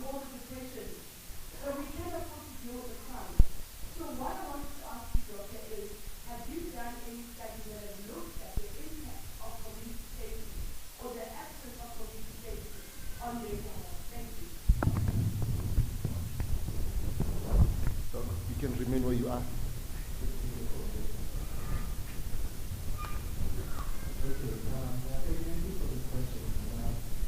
In terms of the first speaker question, I think what is important before you answer how people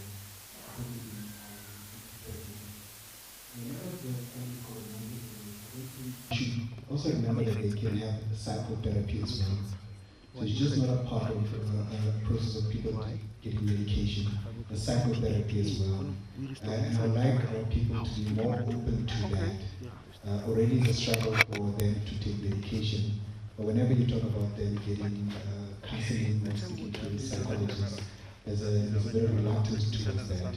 And the fact of the matter is that it's a combination of the two that leads to a better outcome. You know, if you're on medication, maybe some of the patients, maybe some of your illness are getting better, but if I combine the two, then I've got a better chance of that. Generally speaking, we're looking at about 6 to 9 months of being on antidepressant. The tricky bit is that within about 2 months or even less than that, you start feeling better. And when you start feeling better, a lot of people start taking medication. And this is a problem, because we still need the medication to change the chemical imbalance in your brain. So we encourage anyone that we put on antidepressants, whether they're getting better or not, to continue taking their medication. And the thing is that if the medication is not working, please, you're welcome to go back to your psychiatrist to say, this is not happening. Because even within our practice, there's first line, second line, combinations, there's all sorts of trickery we can do with medication in order to get someone better. It cannot be a case where somebody goes to a psychiatrist, takes medication for 6 months, but is still depressed, because what's going to happen, encourage the idea that our medication doesn't work. So we must go back. It's like the same when you go to a GP, your headache is not better, you go back to your GP, isn't it? So we must also go back to ourselves. And then the gentleman spoke about the availability of counselors in the community. Unfortunately, specialists like myself are not produced in droves and holds in the country. But there are colleagues who can help in terms of support and counseling. And those are your social workers, those are your registered counselors. And I can see you already shaking your head. but I think I need to emphasize that we need a whole team to do this. It will be almost near to impossible to have a psychiatrist to cover the extent of depression in the country. So we need, so I would like us to start acknowledging allied professionals as being part of the solution as well. The thing what they do is that they would see the person, but if the person is sort of reporting very serious signs of depression, then they'll get the person to come to me. You know, so it's not the case that all the depression that you see need to see a psychiatrist. Some of them can be helped through counseling.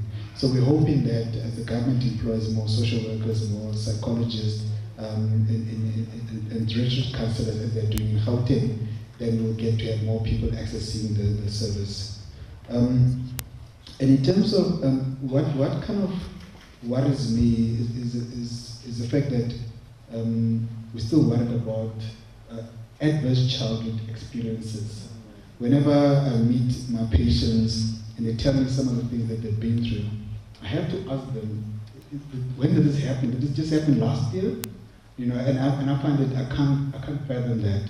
Perhaps back in the days of apartheid, we can assume that some of the things could have happened. Perhaps in the rural areas could have happened.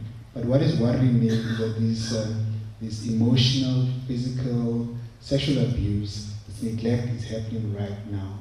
And I think as a community leaders, we might do something in order to correct this. It's almost near, I as a psychiatrist may not be able to deal with it, but it's for the community and the parents to say, we're going to put a stop to these adverse childhood experiences.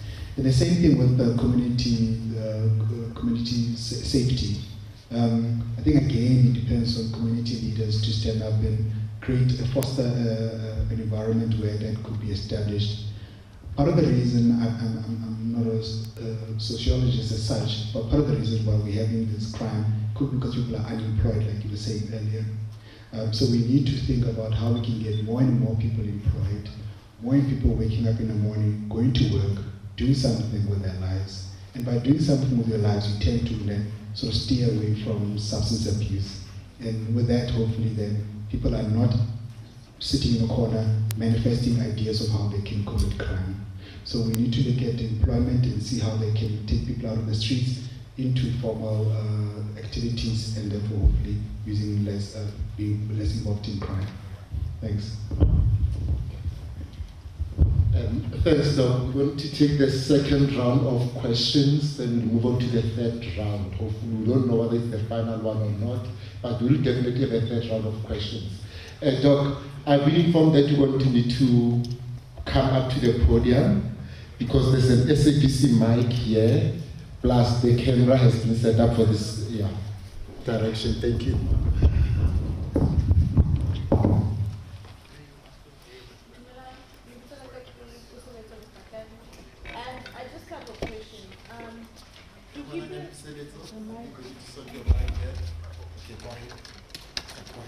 I just have a short question. Do people in our communities know what depression is? And are there programs or other initiatives where depression is actually explained to them as their frame of reference? Do people actually know that when this is happening, I'm actually experiencing depression? Are there programs for that? Are there initiatives for that? And is it possible that we as young people get to initiate programs like that and have programs that can actually educate people about depression and make them aware of depression, that it is something that is very serious and it needs to be treated?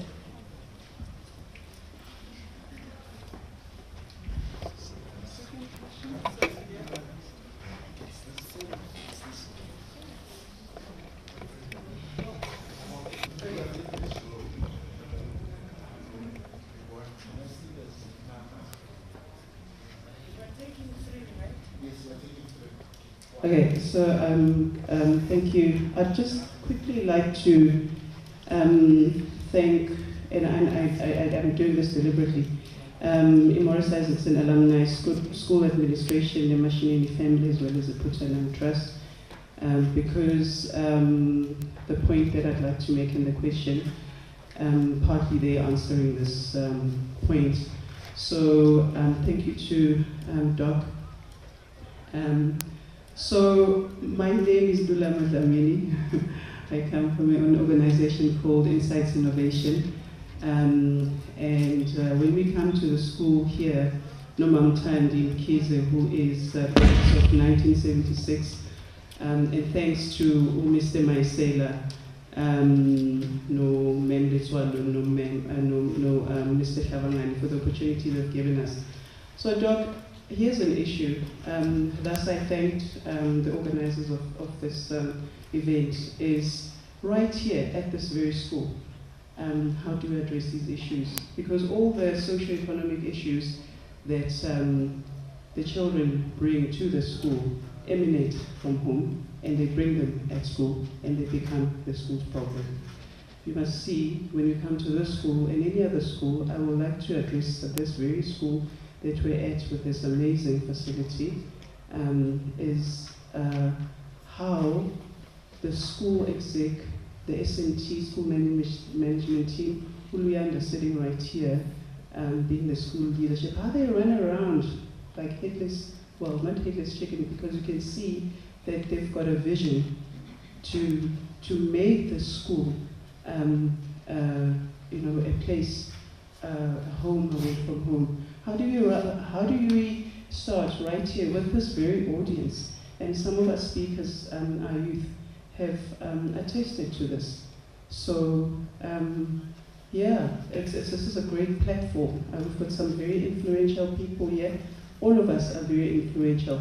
And I'm encouraged by the principle, you're born, and we can go on and on and on. Thank you for this opportunity, everybody.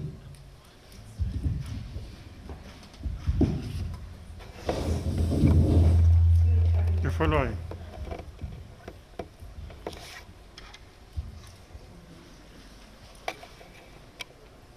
Good afternoon, and thank you, Doctor. My name is Pearl Lutuli, and I'm also an alumni of this school. As you were talking, I literally felt overwhelmed because I look around me, my community, my family, and every symptom and cause that we have talked about. I see it, I've seen it. And so in my mind, we need more than this. To be a parent, you don't go to school to be a parent. And most of us became parents, and we learned how to react or how to raise our children based on how we were brought up. But there's just so much brokenness in our communities, in our homes, and everywhere around us. And so it's an unfair question to ask you, but I am asking everybody and all of us, how do we break this cycle? There is just so much grief. You know, if you look around in our children, every other home these days are drug addicts. How did we get there? You know, how do we change this thing of children being unemployed, children ending up in drugs, children killing themselves because they're depressed? I'm sure there is much more that we should be talking about or doing as a nation. Nomsa mentioned the issue of community safety, and I'm glad that the Lux is here, who started doing something about it. 2 weeks ago, in my family, we were robbed. We had thugs coming in, pointing guns at us. I was seeing a gun at that close range for the first time in my life. And I'm not young, and there were kids there. How are they supposed to cope? They took all our phones. But where do you go? What do we do? How do we break this cycle? Thank you. Doc, you're going to need to come up here. I have one other question from our Zoom platform, from Sheila Makate. She asked, Doctor, can you kindly deal with the issue of intergenerational trauma and mental health? Over to you.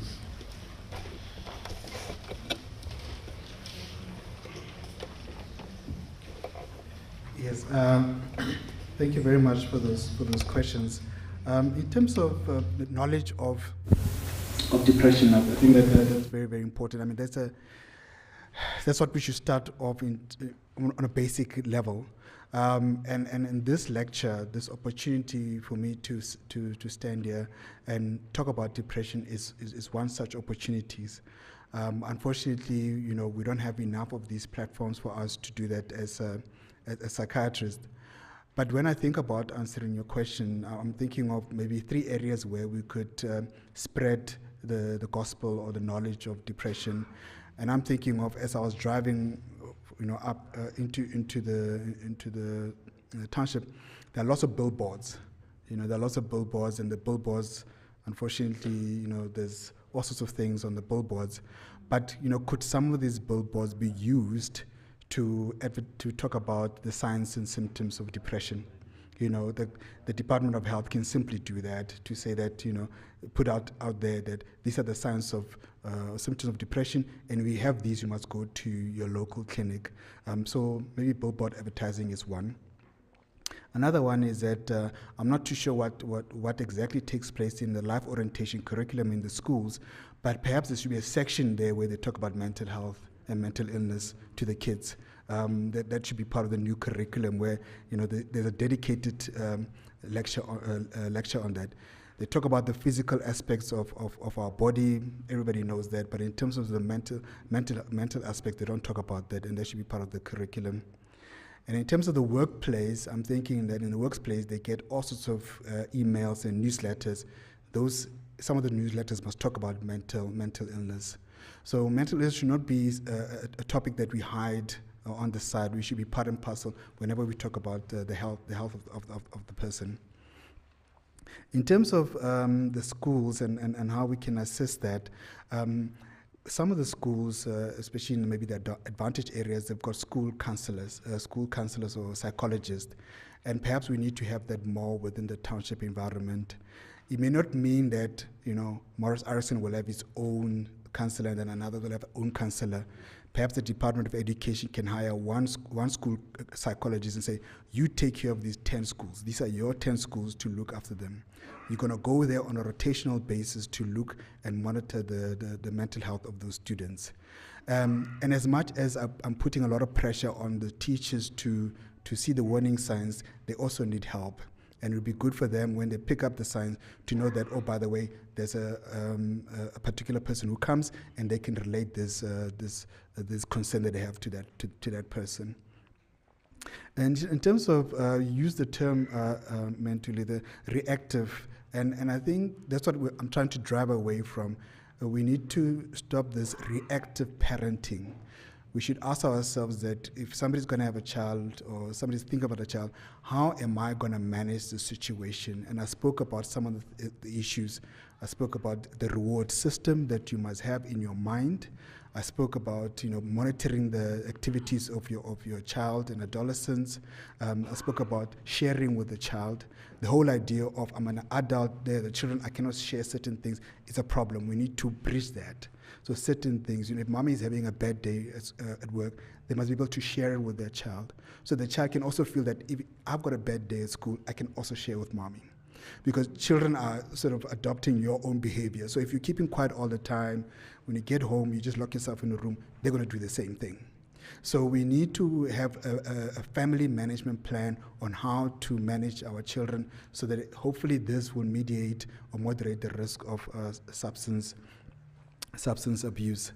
In terms of intergenerational trauma, I think this is the worry that I have, that why is it that things that used to happen in the 60s and 70s are still happening now?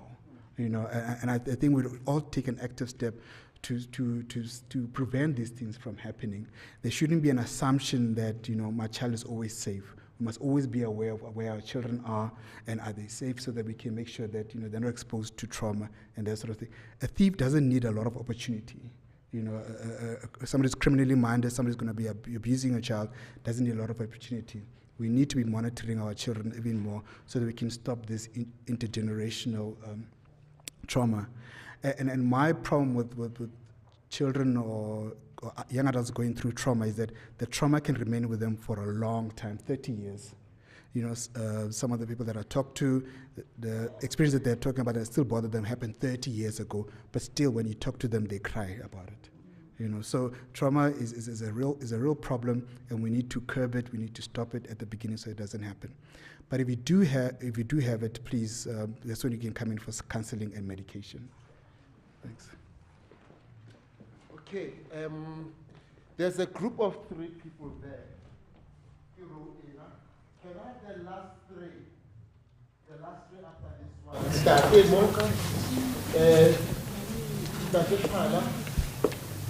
one. Okay, we take 4. This will be the last 4. Okay, thank you. No. They got 3 more. Are we panel to some of the other 4? Good afternoon, everyone. My name is Dimakazo Babe, and I'm together with Mepolina Lungepilia from the June 16 Foundation. It's a generation of the 76 and the 86. Remember with us that intergenerational trauma.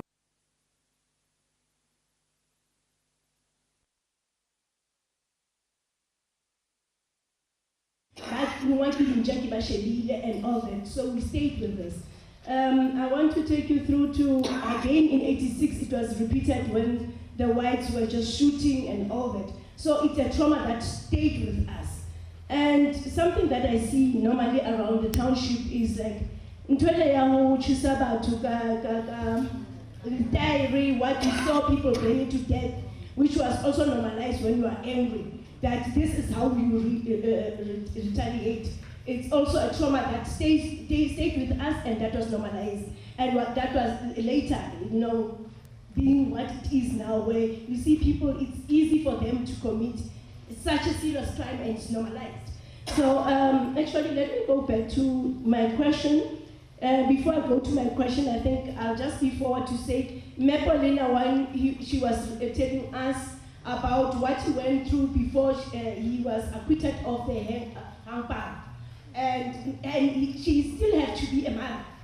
I can't tell my story because I don't want to be me. Make a bigger when also, you remember through that, some people were incarcerated, and you come back and you fall back and you still have to put a face. Coming here, I saw a lady dressed well, nice.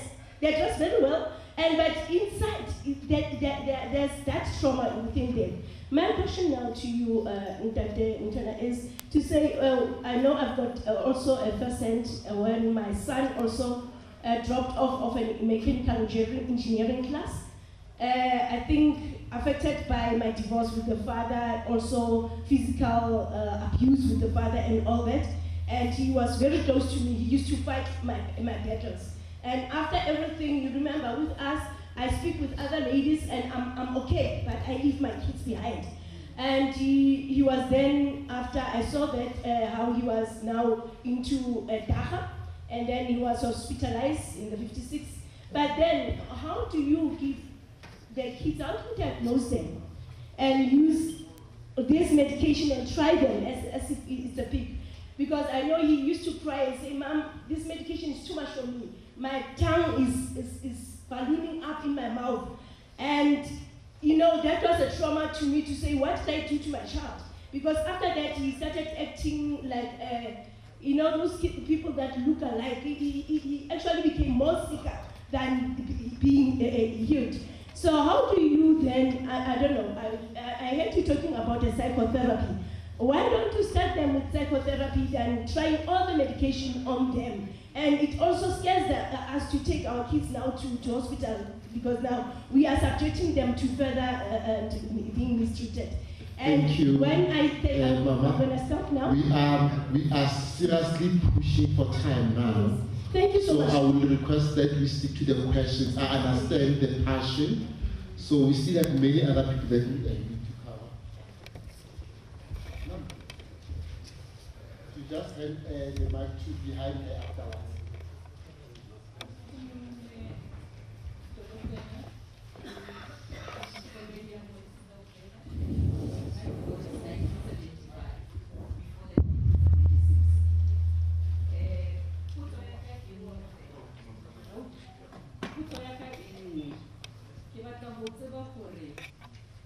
All the research work which you have done in the facility, I've never mentioned we have bigger stressors in the country, in religion.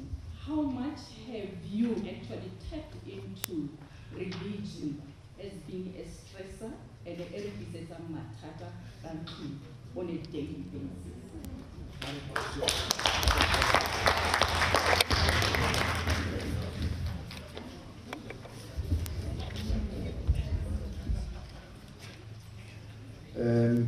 Danjalax, Soweto Parliament. Morning. I think I'm going to save time by not asking a question, but just adding valuable comments so that you don't have to respond and you're saving a lot of time. I'm going to try to defend the psychological well-being of our people. When you look at the audience and the millions of people watching at home, our parents are very actional. That's why the Triple M scheme is in consenting. Now, when you start speaking words such as depression, very important. You should understand it before you implement it. When you have symptoms that are general, because sometimes when you open your eyes in the morning when you wake up, come see me as a doctor. Then everyone must go see a doctor. So in essence, what I'm trying to get at is that medication at depression is serious medication.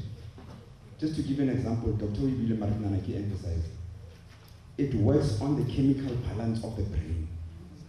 And if you're going to say something over and over again,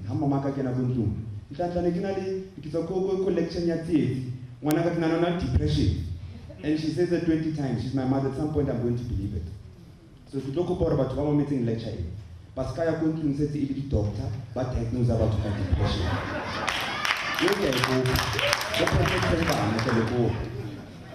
And then lastly, just to bring it back home, because this is not an attack on the doctor. I love the doctor and everything the doctor said. But can you not intellectualize all problems that we have as people? Can you not over sophisticate practical problems? Majority of our people, doctor, are not educated. We need to remain plugged into the market that we are dealing with, and the market, if you're talking to black people in particular, is not an educated market, whether we like it or not.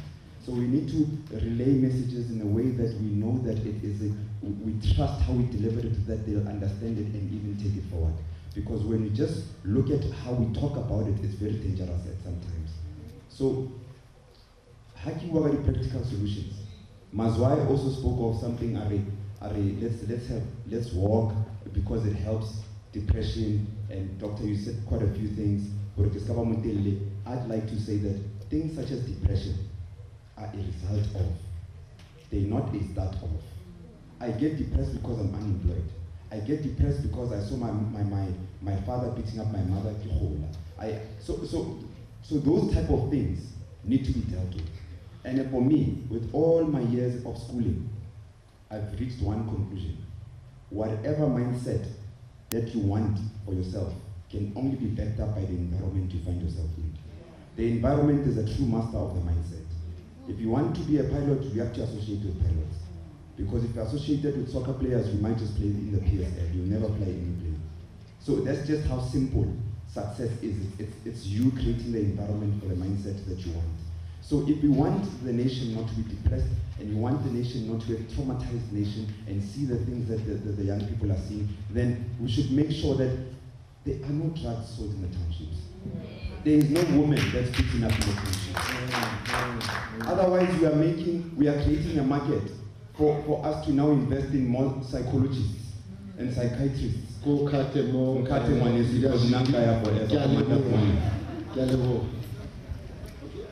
Doc, over to you. Okay, because Ntantla did not necessarily ask a question, was just very air. We would like to take that opportunity to ask a question, yeah.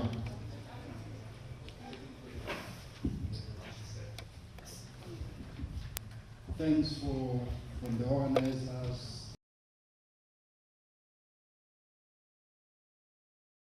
Mine, it's an observation that happened maybe 10, 15 years ago, whether you listen to 702 or you started hearing Gobo so this person is a chartered accountant, this one is this and this.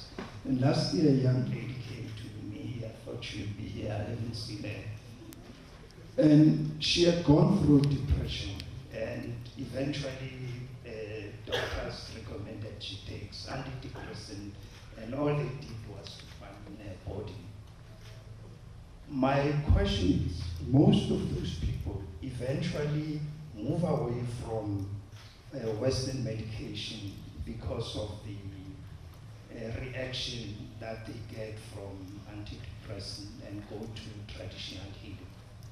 And hence the prevalence of many traditional healers. So it's asking you as an African, how do you reconcile the two? How could your profession accommodate traditional healers in that area to be able to deal with lots of challenges from a mental health point of view? Thank you.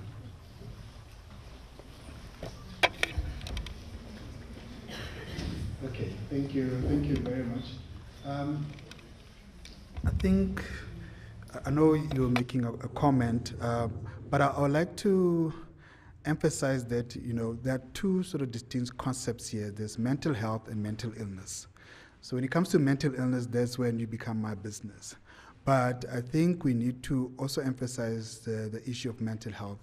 How do we keep people mentally healthy so that they're emotionally stable, that their thoughts are organized and their behavior is acceptable or typical? And issues that we've spoken about, exercise, working, making sure that we don't have these adverse childhood experiences in the first place, dealing with crime, are all to help us for being mentally healthy. So I think that is very important. We must talk about the social determinants of mental illness and try to curb these and deal with them. In terms of the issues that were raised earlier on, I would like to talk about divorce and the fact that most of the people that I've come across, you would ask them a whole lot of issues as to what could have possibly led you to come in to see me. Then you look at finances and sort of thing. But a lot of them, even when I see them at the age of 30 or 40, they're still talking about the divorce that they went through when they were a child. So I'm just trying to say that whenever there's going to be a change in the family system, there's going to be a separation or a divorce, at that point we must make sure that the children gets counseling. We must not just say that this is an adult problem, the child might just cope with it, because years later they become my patient now. And when I ask them what's wrong, they say my parents got divorced 20 years ago. So it's very important that change in the dynamic is very traumatic for the child. They're used to a certain system happening in the family, and in uncertainty they've got safety. Now that there's a lot of uncertainty, they become unsafe. So we need to get a counseling for our children. In terms of diagnosis, some signs of distress in our children, we must look at when the children withdraw, when there's poor academic performance, or when there's aggression. Those are some of the symptoms that can point out that there's a problem. And I have to emphasize that doesn't mean that you've got some symptoms of depression, you have to be on medication. You can get counseling, and I'm a great believer in that can help you. It's only when the counselor or the psychologist feels that you need more, then they can come to us. And yes, our medication does have adverse effects, there's no doubt about it.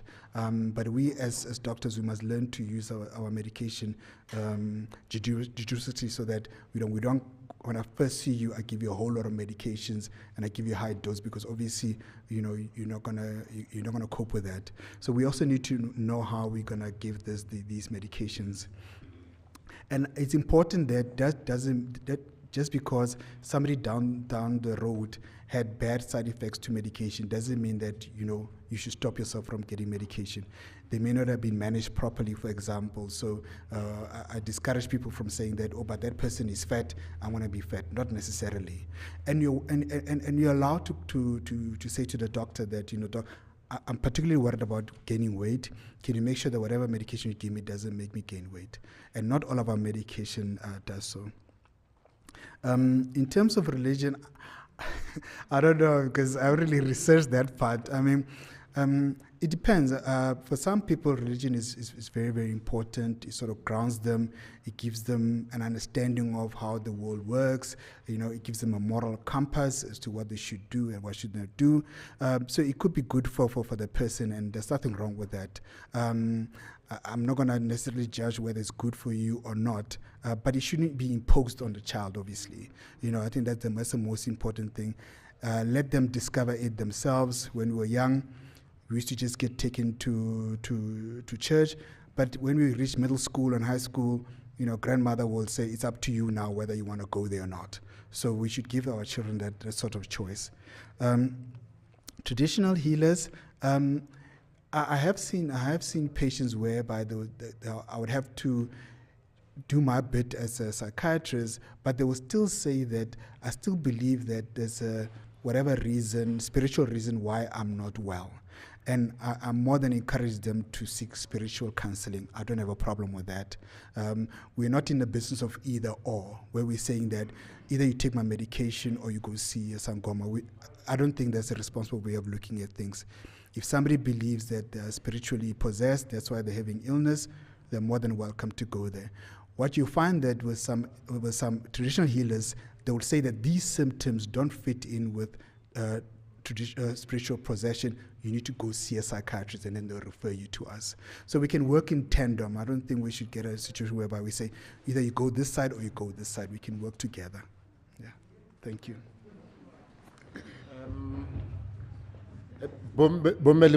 I have to be the bearer of bad news now. I have been instructed by members of the organizing committee, that time is seriously against us, and that as a result, we need to close off on the questions. Much as I wanted to do more. So, yeah, I'm being pointed, oh, Mama, okay, yes. It's a comment from Mama. Okay.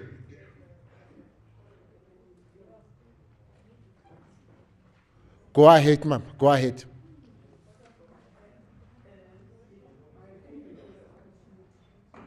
I just want to say a nation without a vision is dead.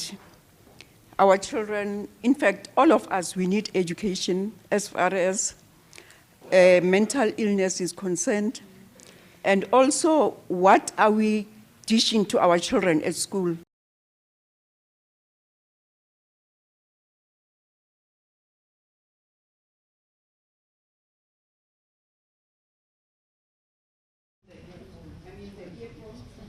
And watching things which are not properly to be watched by children.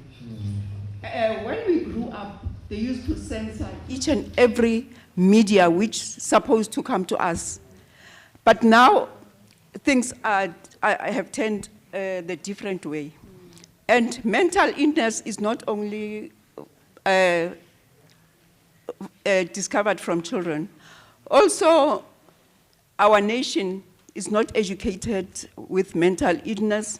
We find our grandparents acting the other way. So we need to be educated on that regard. I thank you. Thank you. Thank you.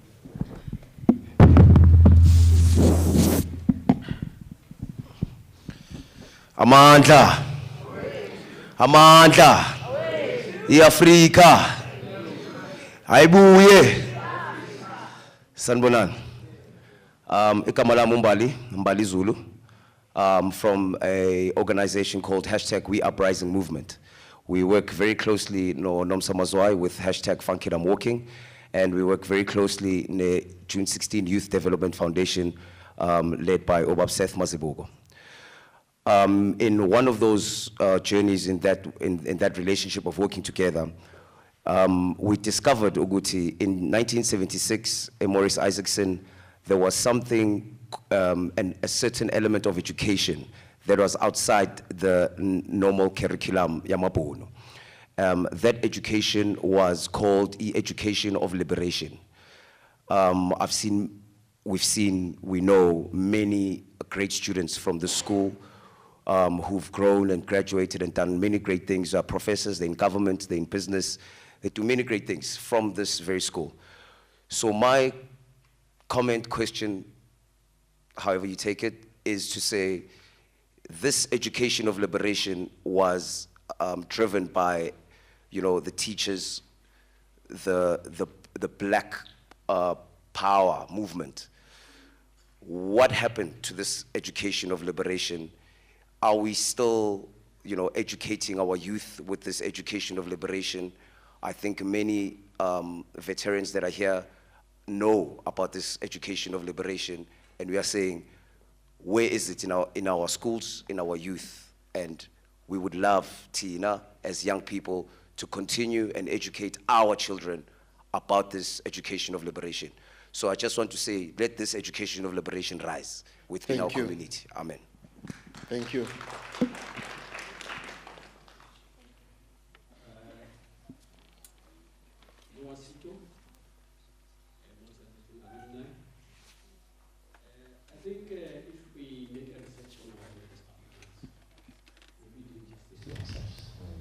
Now, I had the stats that the doctor spoke about.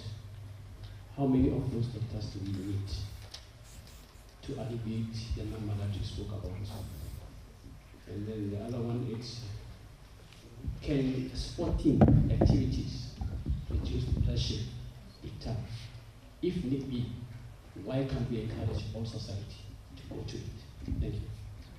Thank you. Thank you, Brano. Doc, there is a request that came through as you come to the podium.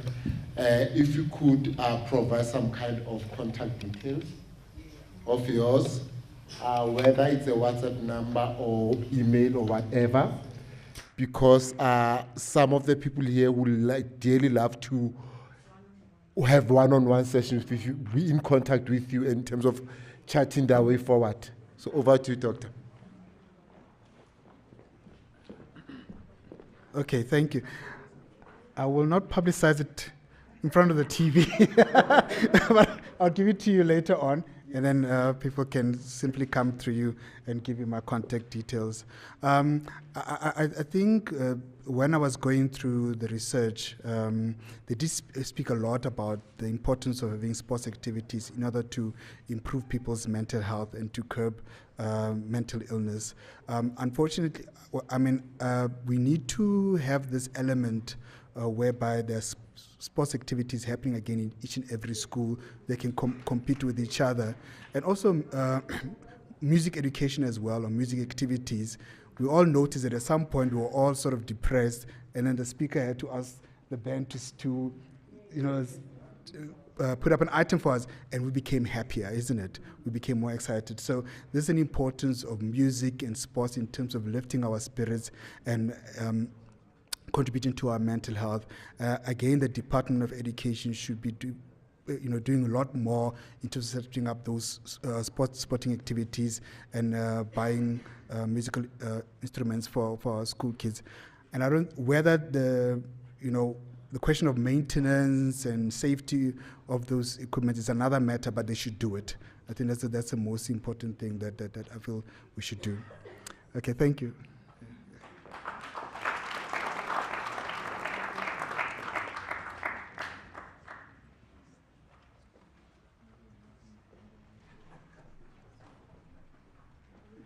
Thank you so much. Thank you so much, ladies and gentlemen. I think my task has now come to an end. I'm going to invite Ausbongi just to take us through the final part of the program. Or you want me to do it? Just a reminder also to our viewers that there are our social media platforms, Twitter, Facebook, and I think it's Zoom also, that they can continue to ask those questions and then fill the questions. We'll make sure that in one way or another, the good doctor will be able to engage with them and respond. Right. Okay. Over to you. Thank you very much. Yo, sengiyagodola ngifake ijazi. It's a lot, eh? And I think it's we should have a national depression day, where I'm sure we walk, we do all fun stuff and not go to work, and just forget about life itself and just be, because hayibo siyagula sonke. And unfortunately, kunzima ngoba ey'kolweni they probably wouldn't afford a therapist to help children. Hey, it's another story for another day. The government will provide one day. We're praying. I pray. It keeps me grounded. And then I would like to thank the Tsietsi Mashinini family for being here. And thank you so much that you gave birth to Tsietsi Mashinini, because we wouldn't be having this conversation if, I know it's not him, but I mean, he's a man in the family, so. Yeah, so thank you so much. We appreciate that we had a gift from Tsietsi.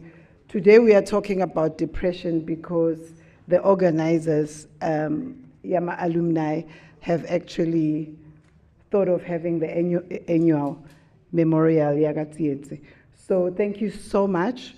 We would like to call you to come and say something to the people.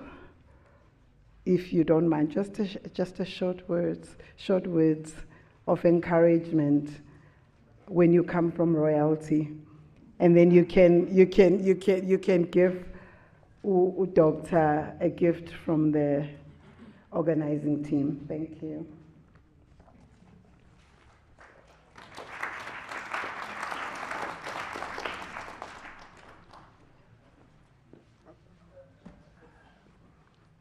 Ladies and gentlemen, good evening. My name is Tsietsi Mashinini. I think I'm going to thank everybody who is here, individually and otherwise. But my keyword is the MC. I think there is something very special about her. I think she's special because she got through the subject of the day physically, and she got out. And today she's a proud woman. I think that makes her extremely special.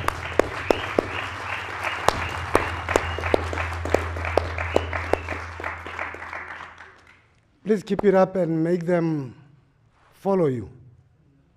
Let them follow you. You see, the danger is that one day you will be in New York and they will ask you, hey, where do you come from? And then you say, I'm from Estimeni.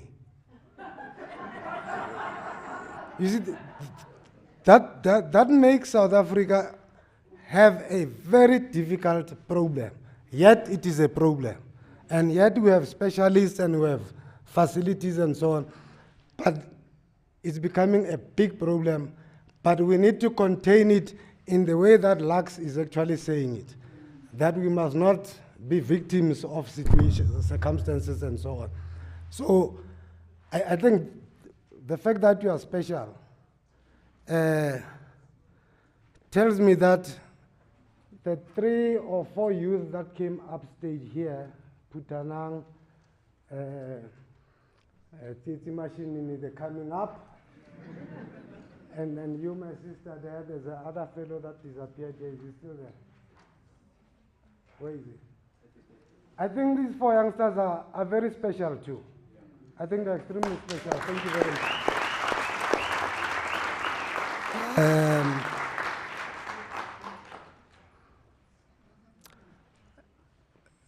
The keynote speaker, the doctor, you know, we all went to school, man. We tried this and that and the other and so on and so on. And I mean, I can measure the size of your head is normal, but there's a lot in it. There's just too much. I don't know how did you consume that, but how do you also manage to systematically give it away to people to consume and understand? I think our keynote speaker is extremely special. Thank you very much.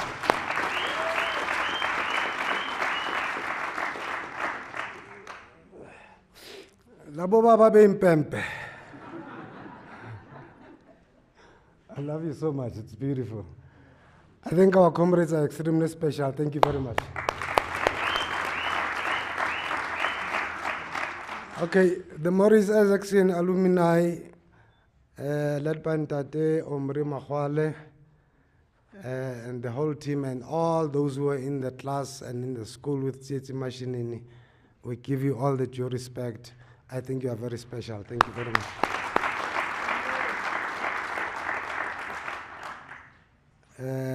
The drum band outside that welcomed us in the beginning, I think the music was funky, fascinating, but it was also very special. Thank you very much. Now, the last, I think it's ourselves. The audience is, I think I want to say special 10 times, special 10 times, because, you know, we are so ordinary, yet so, we are also celebrities, we are business people, we are ordinary Soweto people, we are ladies and gentlemen, Ralenkane Chekabolax, Wavanadiatu Magaraso, Sugili Humnati, you've got adults right here. We are such a mixture of an audience, yet we are so special again. Thank you so much.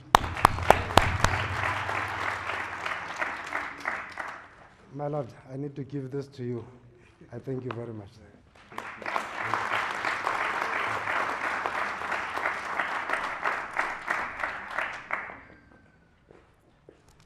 Batting is special in Telama 10 rand, 10 rand, 10 rand, 10 rand, 10 rand. So that Pelang Zoboni Sugut, I am special. Thank you so much. It was quite a roller coaster for a day, but an amazing one. And thank you so much to the organizers of the memorial. We appreciate it. We learned so much today. There are some of the things I was hearing for the first time from Doctor. Thank you so much to the young team that came up here to talk to us. We understand we'll be better. We are working hard. It's difficult sometimes, but please understand Guti Siantand. And coming up next, we will call Principal Morris Isaacson for a vote of thanks. Can you kindly come? I wish it was my Matita. Godwage, welcome to the principal. Is he here? Oh, okay. Sorry about that. There's a representative that comes from the Morris Isaacson. COVID. It's bedtimes.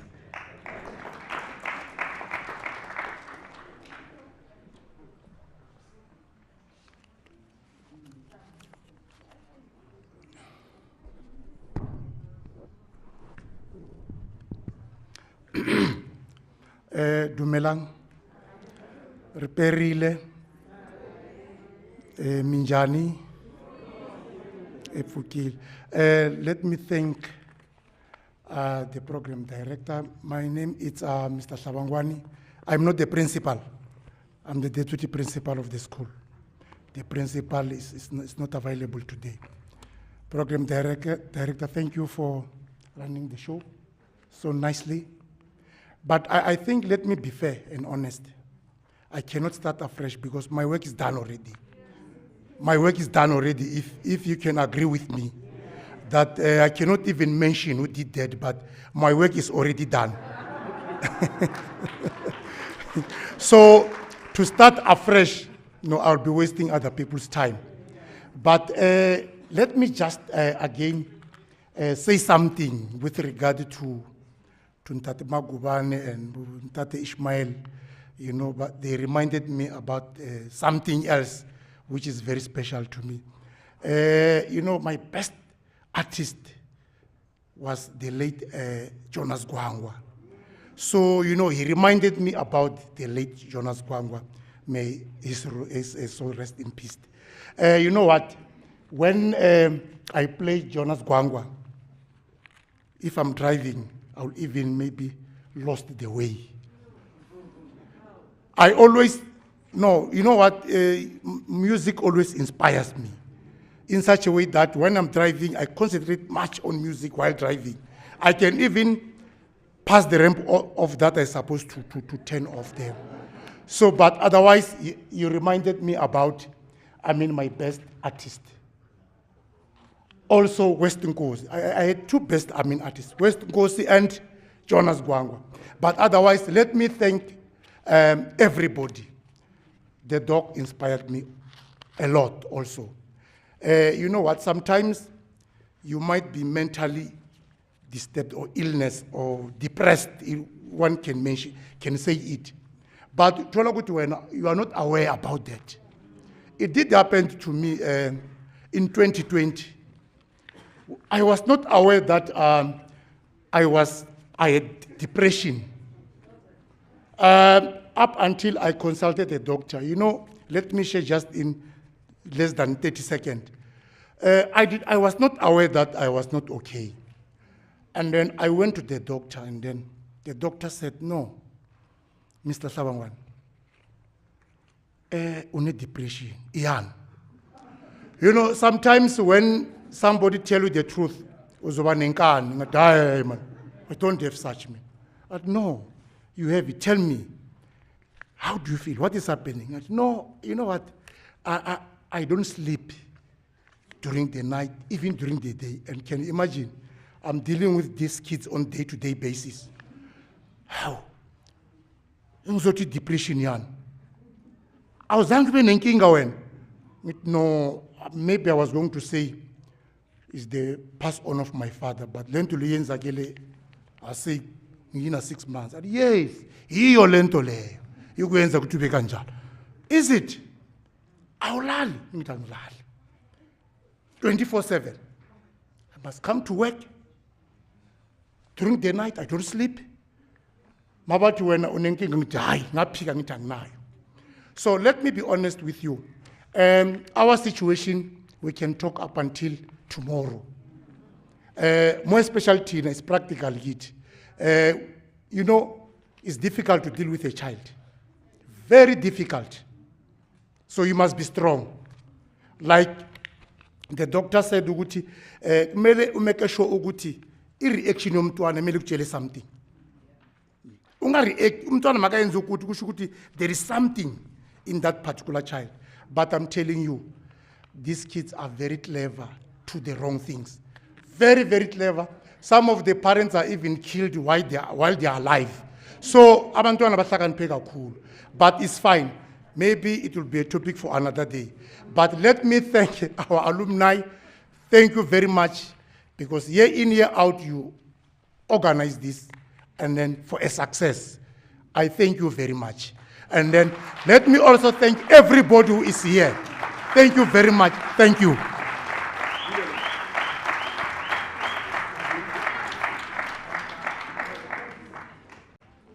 Yeah, Principal,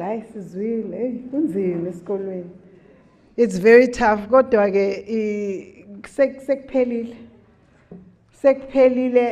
Thank you so much to the organizers of the Tsietsi Mashinini State Lecture, for Memorial Lecture. It was amazing. And we've learned a lot thanks to our guest. Thank you to the 1976 team of students. You look good. I can see, Guti, it's all about self-love. Everyone looks amazing. Guys, I think the younger generation, we should learn from the older ones. They are seriously in love with themselves. They look good. Looking at them sitting there and looking on the side where I would be sitting, there's a lot of difference. Agube is self-love. Let's love each other. Let's love ourselves. And thank you so much for coming. Inkosi benan.